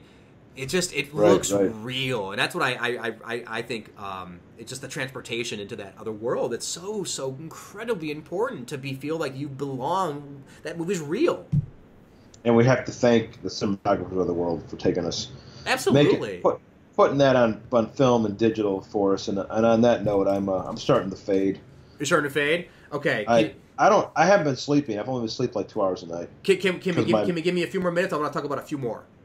Go for it. I'm just not going to be as vocal. Okay. So we'll fly through some of this. So we got that. We talked about Jordan Cronenweth with Blade Runner. His son Jeff Cronenweth, Fight Club. 1 Hour Photo was an amazing looking movie. It was. The sparseness of it. You talk about not having anything on a wall. Lot of whites. Yes, a lot of white walls. A lot of whites. Yeah. But it just looks beautiful. It's overly saturated with light. It's bright. Oh, such a cool looking movie. White is very hard to shoot. Yes, it is. White's very hard to shoot, which is why you don't see a lot of people wearing white clothes in movies. Right. It's too hard. Yeah, too exactly. Hard One of my short films, Henchmen Incorporated, I had white jumpsuits on them, but because of white, I experimented with dyeing them in tea bags. So I soaked them in tea bags to take some of the white out of it, so it had just a little hint of... So the light wouldn't reflect off it so much. Exactly. It wasn't so bright. Okay, Peter... Wow, that's the thing. I've fallen away from cinematography a bit, so these names are new to me, but I can't believe I didn't know his name. Peter Suchinsky. History of Violence and Empire Strikes Back. That's a big spread. What are you doing between that? I didn't write them all down, but those are two movies that caught my eye. I went through his filmography and I was like, oh, he did that. I went through the movies that caught my eye for the specialness of the look, right? History of Violence looks amazing. It's a cool looking movie. Empire is, I'm hoping, I think The Last Jedi is going to make it feel like Empire as far as the look of it. It's going to look different. It's not going to look just like a Star Wars, but it's going to look It's going to look like a Ray Looper. A Ray Johnson film. Ray Looper. That's awesome. Okay, here's three that we'll finish up with. I'm going to leave one of the best for last, but Dean Cundey. We talked about him briefly, but he did a lot of the Carpenter movies, right? Escape from New York, Back to the Future, Jurassic Park, and then Big Trouble in Little China. And then I also put down a little note that said B-movie beast. So he made a lot of the B movies, with Carpenter, and made it look real special. I've said it before, when he stopped working with Carpenter, Carpenter's movies never looked the same. Yeah. No, they didn't.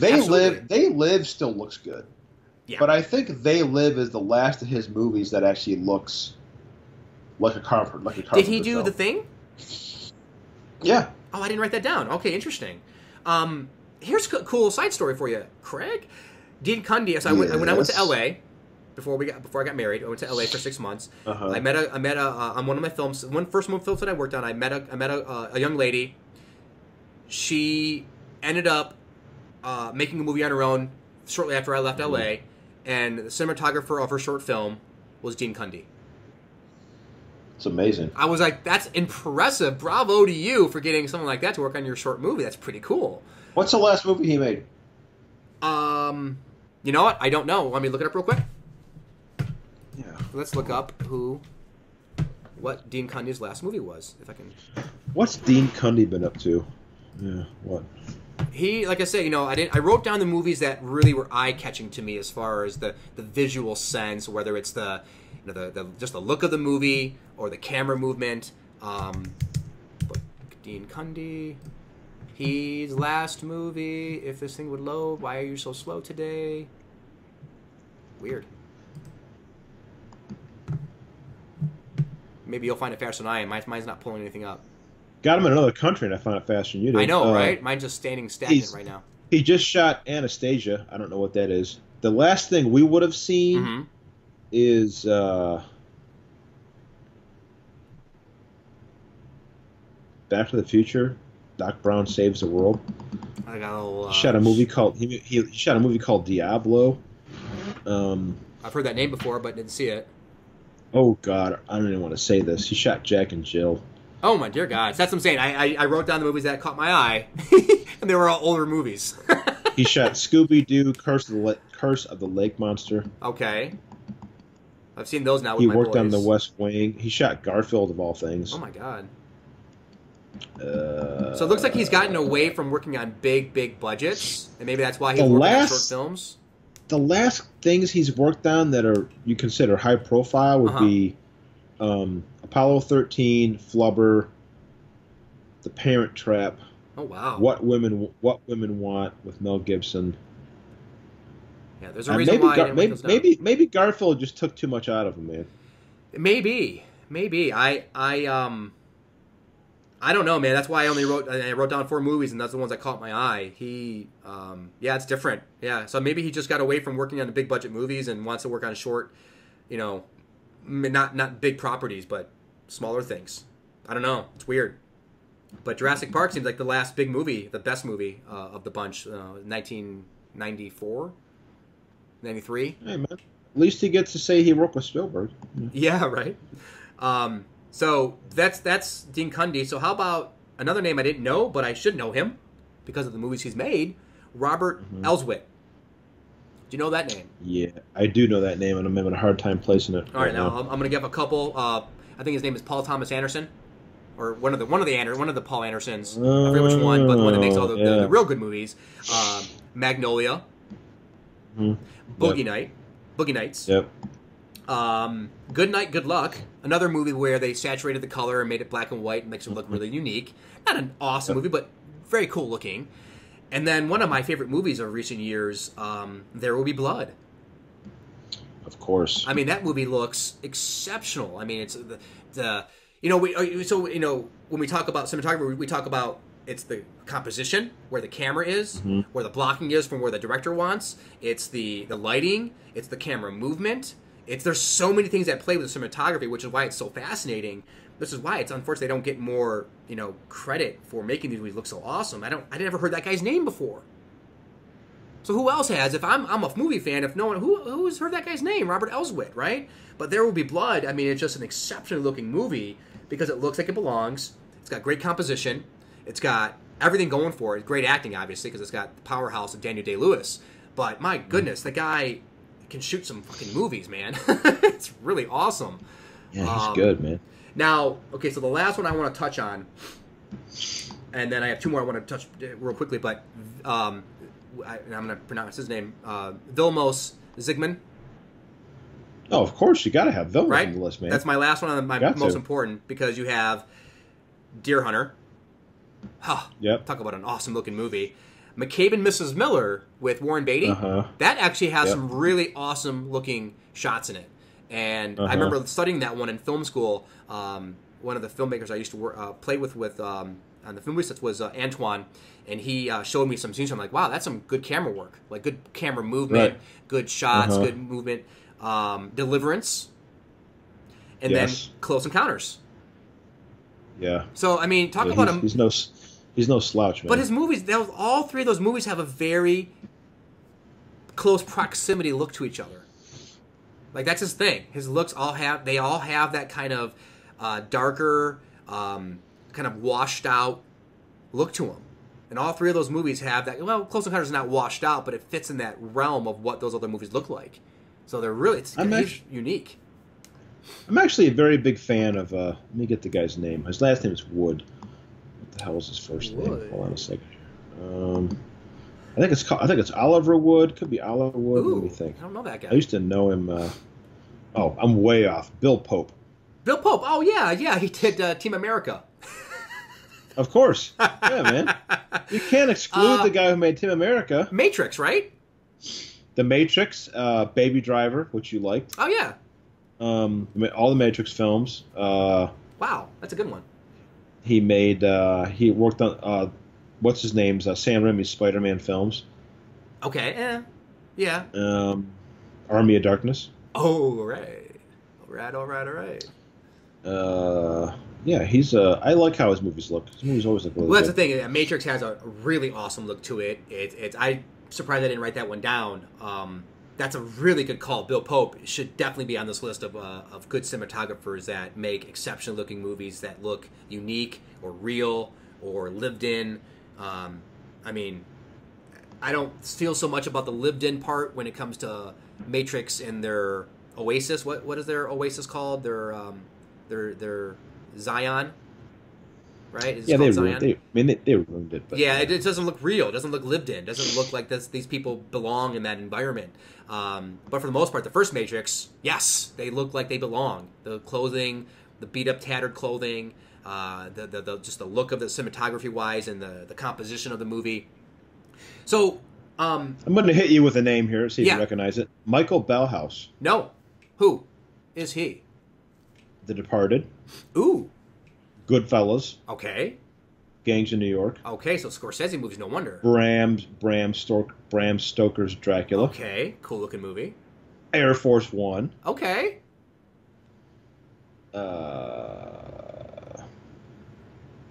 Dirty Rotten Scoundrels. I love that movie. That's a great movie. The Color of Money, Okay, wow. After Hours, Okay, that's After and Hours. going early in his career, he's from Germany. A lot of German films around Okay, here. Yeah, but he's another good one. so here Yeah. here's two for you on the up and coming that I hope I see a lot more of. Ooh, okay. So you just recently saw Wind River finally on a plane, I believe. I right? did. Okay, I did. Phenomenally looking movie. That is by Ben Richardson. I recognize his name from someplace else. What else did he Ooh, make? I don't know. Do tell, since my internet's not working for some reason. It's because you're not in Iraq. I really liked Wind River. Oh, it's a good movie. Did not care at all for the standoff scene. Oh, that was obviously. very, very weird. Yeah, where they So stupid. It's like now I get her going up to the door. She's a rookie. Uh-huh. Not experienced. I get her going up there and Uh-huh. not doing the proper steps to stand in front of a door. That was stupid for her. But that's because her character is not experienced in that realm. This is her first time out in something like this, so it makes sense. But she would never do that after they had that standoff like that. Right. She would never do. I just Right, so that scene could have been played differently. I guess they needed some kind of tension there, but they could have done that without everyone drawing weapons on each other. Because you knew something was going to bad was going to happen. Well, you got the tension when you showed the flashback of the murder.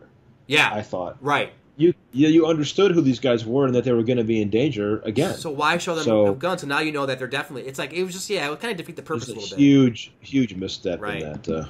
But talk about movie. like the opening shot of the girl running through the snow. Oh, it's beautiful. Oh Beautiful. God, talk about beautifully shot, man. Composition wise, where the frame, it's really funny. So back in the day when we went to film school, I keep saying that, but when I started talking to these people about like my friends, and I was talking about why you need to watch the 16:9, the black, the letterbox, or just the widescreen versions of these movies. And like, well, I don't like seeing the black bars. I want to see my whole screen. I'm like, you're an idiot. Like, well, whatever's in the center of the screen is what's important. I'm like, oh my god, no, that's not true. It's not what's in the center of the screen. That's like, take the middle of the book. You don't take the middle of the book out, and that's the most important part of the story. It's everything, man. It's what's happening. Everything on that screen is intentional, right? Everything is intentional, from what's happening in the background, what's happening in the foreground, where the camera's placed, where it's placed is so important, as far as, like you were talking about, at child level for E.T., right? It's incredibly important but the people who don't know that, they just think, well, whatever they're showing is most important anyway, so who cares about if it's full screen? I just wanted to choke people like that because they just couldn't grasp it, but they're not going to ever, because they're not that type of person, right? They're not. I just want to choke a bitch. That's what I choke a bitch. I just want to choke a bitch. Wayne Brady is about to choke a bitch. Okay, the next one of the up and comers that I can't wait to see more of, Giles Newtgins, Hell or High Water. I knew you were going to say that. That movie looks great. That's cool too. Yeah, another one where the first opening shot, you're like, ooh, we are in for a treat, right? I love when a movie starts and you get that first shot, and it like with Thor, with how it's going to play, with Wind River and with Hell or High Water, that first shot is like, ooh, we are in for a beautiful looking movie, right? And that's what I like about it. It doesn't take me out of the movie, but it gives me that sense of, we're going to watch a professional at work here that's crafting a movie, right? It's not about just putting your camera somewhere. You feel like you're in good hands. Yeah, man. That's why when you see a good writer attached to something, or a good director, you feel like you're in good hands. And when you have somebody like, what's his name from Thor 3, Taika Waititi, I wasn't sure what he was going to do with Thor because of what he did before, but I gave him benefit of the doubt because it was so fun and unique. Right. I was like, I like to see what he can do, but it didn't instill confidence with me. Sure. Right? Sure. Like Zack Snyder, when he's attached, I'm like, ooh, well, you know what you're going to get? You're going to get a comic book-looking movie. It's not going to have a good through line, but it's going to look beautiful. Because his movies, Zack Snyder's movies, they look beautiful. That's, Wong, isn't that who shot? Let me just look up Justice League here. Now, with Zack Snyder, as you're looking that up, you have Man of Steel, Watchmen, 300, right? They all have a very cool look to them. They're very unique. They're playing around with elements of the camera, and that's what I think is important, is just making things look unique. Not always just real world, but making them look unique, and that's what I think is really cool about cinematography. Who directed, or who... Is Amy Adams in Justice League? Oh, yeah. Yep, she plays a very pivotal role. She's not in a lot of it, but she plays a very important part. Let me see. God, what a lot of credits. I don't think I even know who this guy is. I don't. It says the cinematographer for Justice League is Fabian Wagner. Ooh, never heard of that. Justice League, Game of Thrones. Oh, okay. Talk about. I don't know. This seems like he's the replacement DP. Oh, really? I don't believe this guy shot from the beginning with Snyder, because this guy is all TV credits. Yeah, but Game of Thrones, that looks it's beautiful looking. Yeah, I'm not buying it. Because Zack Snyder's always worked with the same guy. Let me see who that is. He's always used the same guy. Yeah, it's interesting that you brought up Game of Thrones, because that and stuff like Breaking Bad and Stranger Things nowadays, they're now bringing the cinema quality look to TV. Yes. Because before Breaking Bad, before I'm not sure where it started at, but TV shows just looked like TV shows, right? Yes. But then at some point, they came and all of a sudden they made them look like they're professionally made, like they could be on the movie screen, right? Not just a small screen. They look professionally. Not they weren't professionally done in the first place, but they don't look like TV shows anymore. They look very higher quality look to them.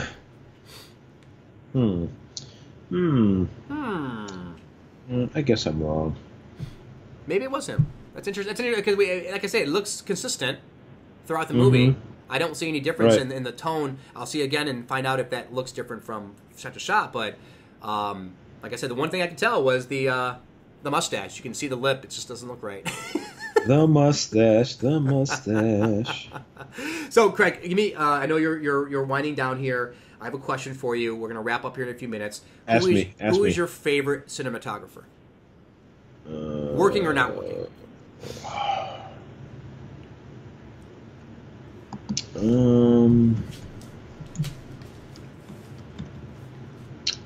I think I'm gonna have to.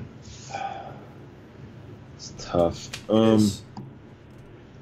It would be John Seal, but I think.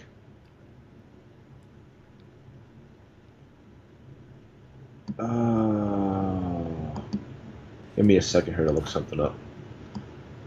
I'll give you mine while you're looking that up. Mine's kind of a tie, and I'm going based upon what movies, what they did, and how they looked, and what they made me feel like. But my two that are my tops are Roger Deakins for Blade Runner, Sicario, Jesse James, No Country for Old Men, and The Man Who Wasn't There, and then Emmanuel Lubezki for Revenant, Birdman, Children of Men, and Gravity. Those are my two favorites that are still currently working and doing a very good job on everything that they do. Those two, I think, are kind of tied for me, but there's some, great ones out there. Like, Kaminsky, Robert Richardson, two really exceptional cinematographers there. By the way, I didn't touch on this, but Matthew Libatek in Mother. Mother is an exceptionally looking movie because all takes place inside of a house. You don't leave the house at all. But it looks great from the walls to the textures of the house. Everything looks immaculate. Good looking movie. I've got to say, I'm gonna say John Seal, Roger Deakins, and I'm trying to fucking see who. Give me 1 second here. Drawing a blank. Well, John Seal for sure. John Seal, okay. John Seal for sure. Yeah, Roger Deakins for sure. Absolutely. It's kind of, you can't deny Roger Deakins. Like Nope. And finally found it. Just make sure I got the right guy. Yeah, Chapman. Say it again. Michael Chapman. Who the hell is that? Michael Chapman. I'm going to tell you. Let me go back to the beginning. Let me go back to the beginning of this young man's career. Well, he made a little movie that I've talked about before called Taxi Driver. Oh. And then he went on and he shot the remake of Invasion of the Body Snatchers. Sweet. With Donald Sullivan? Yes. Okay. And then he made beautiful a looking movie, by the way. That made a little movie called Raging Bull. Oh my God! Wow. And then I think that was a little bit too much for him on the intensity side, so he made a double bill of Dead Men Don't Wear Plaid and the man with two brains for Steve Martin. Some Steve Martin movies. Okay. Yep. Lighten up a and bit. Then I think he just decided to take a paycheck and he made The Lost Boys. Oh, that's a fun movie, man. Can't knock The Lost Boys. Then he made Scrooged. I love Scrooged. Then he made a movie one of your favorites called The Fugitive. Fantastic! Wow. Yeah, and then the last thing he made is he hasn't done a whole lot since, but he gets my bill just for those two Scorsese films. Yeah, absolutely. Yeah, and that's why like mine are more modern, like with Jesse James and Sicario and Blade Runner or Revenant and Children of Men. Mine are more recent because they're just so unique looking. They're so real. They're taking risks. They're experimenting. And then you have those that make movies that just look good with composition and with just some natural lighting or just, however they're making it look. But really, God, Cronenworth. Who did Seven, by the way? Let me look that up first. That's a very important movie to have as a cinematographer. When we're talking about cinematography, you got to have that guy's name on here. Why isn't that coming up?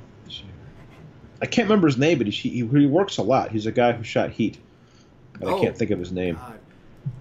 I would imagine someone like Michael Mann uses the same guy for most of the stuff. Yeah. He has done a lot of Michael Mann stuff.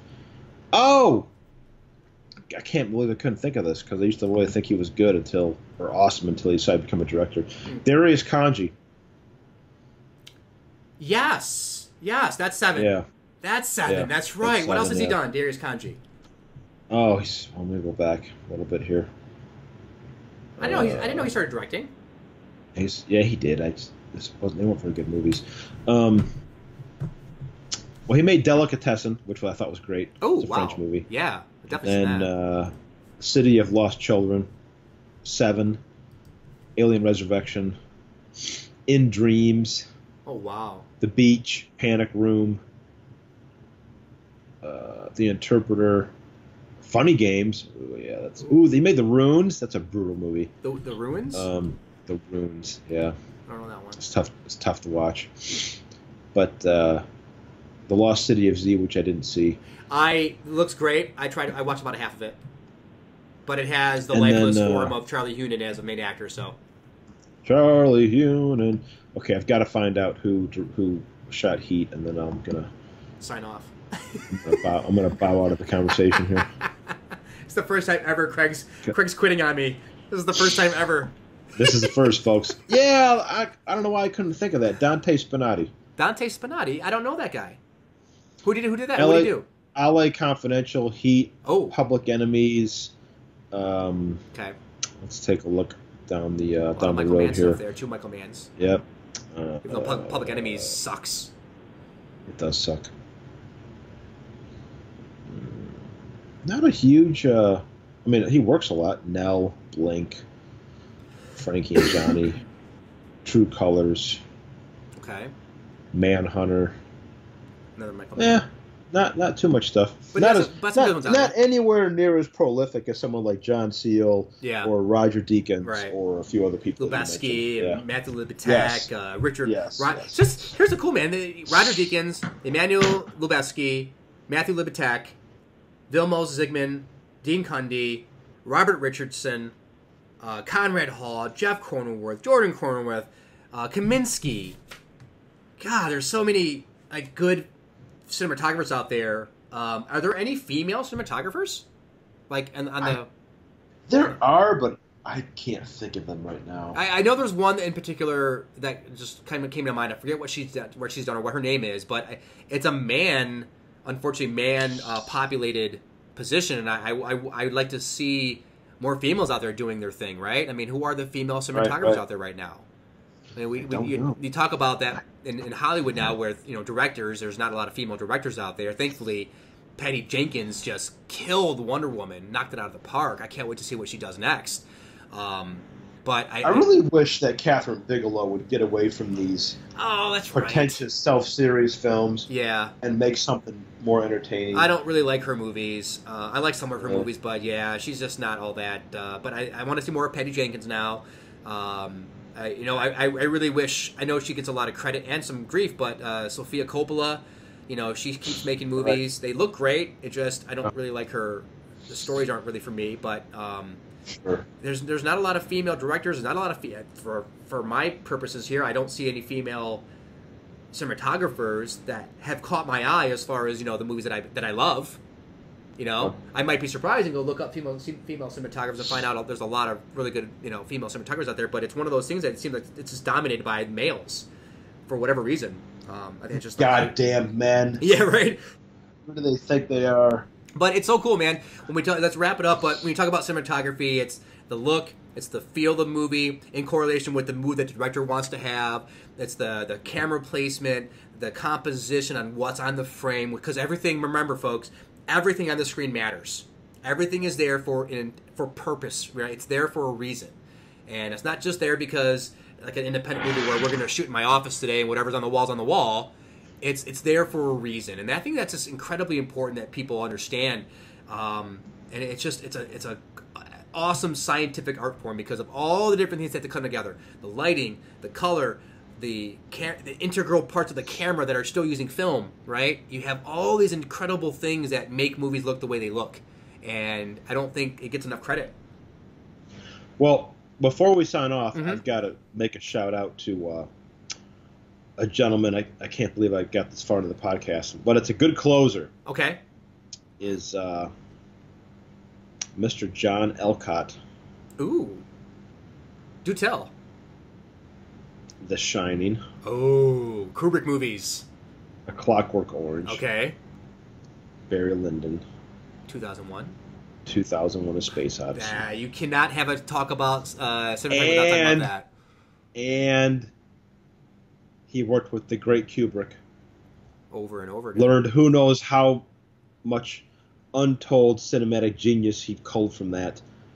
Took all of that intense filmmaking prowess and made The Beastmaster in 1982. Did he direct it? No. Oh, no, he just shot it. Okay. He was just cinematographer. Yeah. Wait. Let me just say for the record, I love The Beastmaster. The Beastmaster's awesome. Beastmaster is and it looks so great. Awesome. It looks great, man. It looks great. I love it. Quick little story, man. Remember the beginning where the stomach is like expanding? Yes. And it looks like it's going to explode. I was watching with one of my cousins, late night HBO. He was staying over the house, and he would not watch the movie during that scene. He was so disgusted. He thought it was going to explode. And he's like, I can't watch this. And he shut it off. And he wouldn't watch the movie. But I love Beastmaster, man. It's awesome 80s fucking good fun. Well, can you imagine this guy coming off this run of these Kubrick movies, Kubrick films, and how long it takes these things and whatnot, and he's just like, "Fuck this, man! Let's just make something fun." I'm making the Beastmaster. Right. I love the Beastmaster. Mark Singer, where baby. Where do you want this camera? Yeah, exactly. Oh man, I love it, and I will call you Woo. I love the Beastmaster. I love everything about it. I love the villain. I love the animals. I love the Beastmaster himself. Oh god, it's such a good movie, man. Between that and like Flash, those are two of my favorite '80s science fiction fantasy movies. Oh god. By the way, I know Paul listens to this all the time. Paul could not watch Flash Gordon. Why not? I just gave it to him because I have my library here, and I'm like, Paul, what do you want to watch, right? So I'm going to give you Flash Gordon. I don't think you've seen this. And he's like, I couldn't watch it. It was so bad. I'm like, yes. Aww. It's supposed to be bad. It's just watch it with, like, tongue-in-cheek. Don't watch it to be serious. It's not a serious movie. But, man, he said he couldn't get through it. That's hilarious. Sorry, Paul. Poor guy. Yeah. But everyone, I give him a lot of movies to watch, and, not everyone is a hit, but that one definitely was not. Swing and a miss. That's right. Well, Craig, I know you need to get out and go back to bed, brother. This is a good talk, cinematography-wise. I'm glad we finally got to talk about this really important subject. It's pretty cool that we talk about all these guys. And hopefully everyone can go out there and see the awesome. Give them their day in the sun. Yeah, absolutely, man. It was a good talk, man.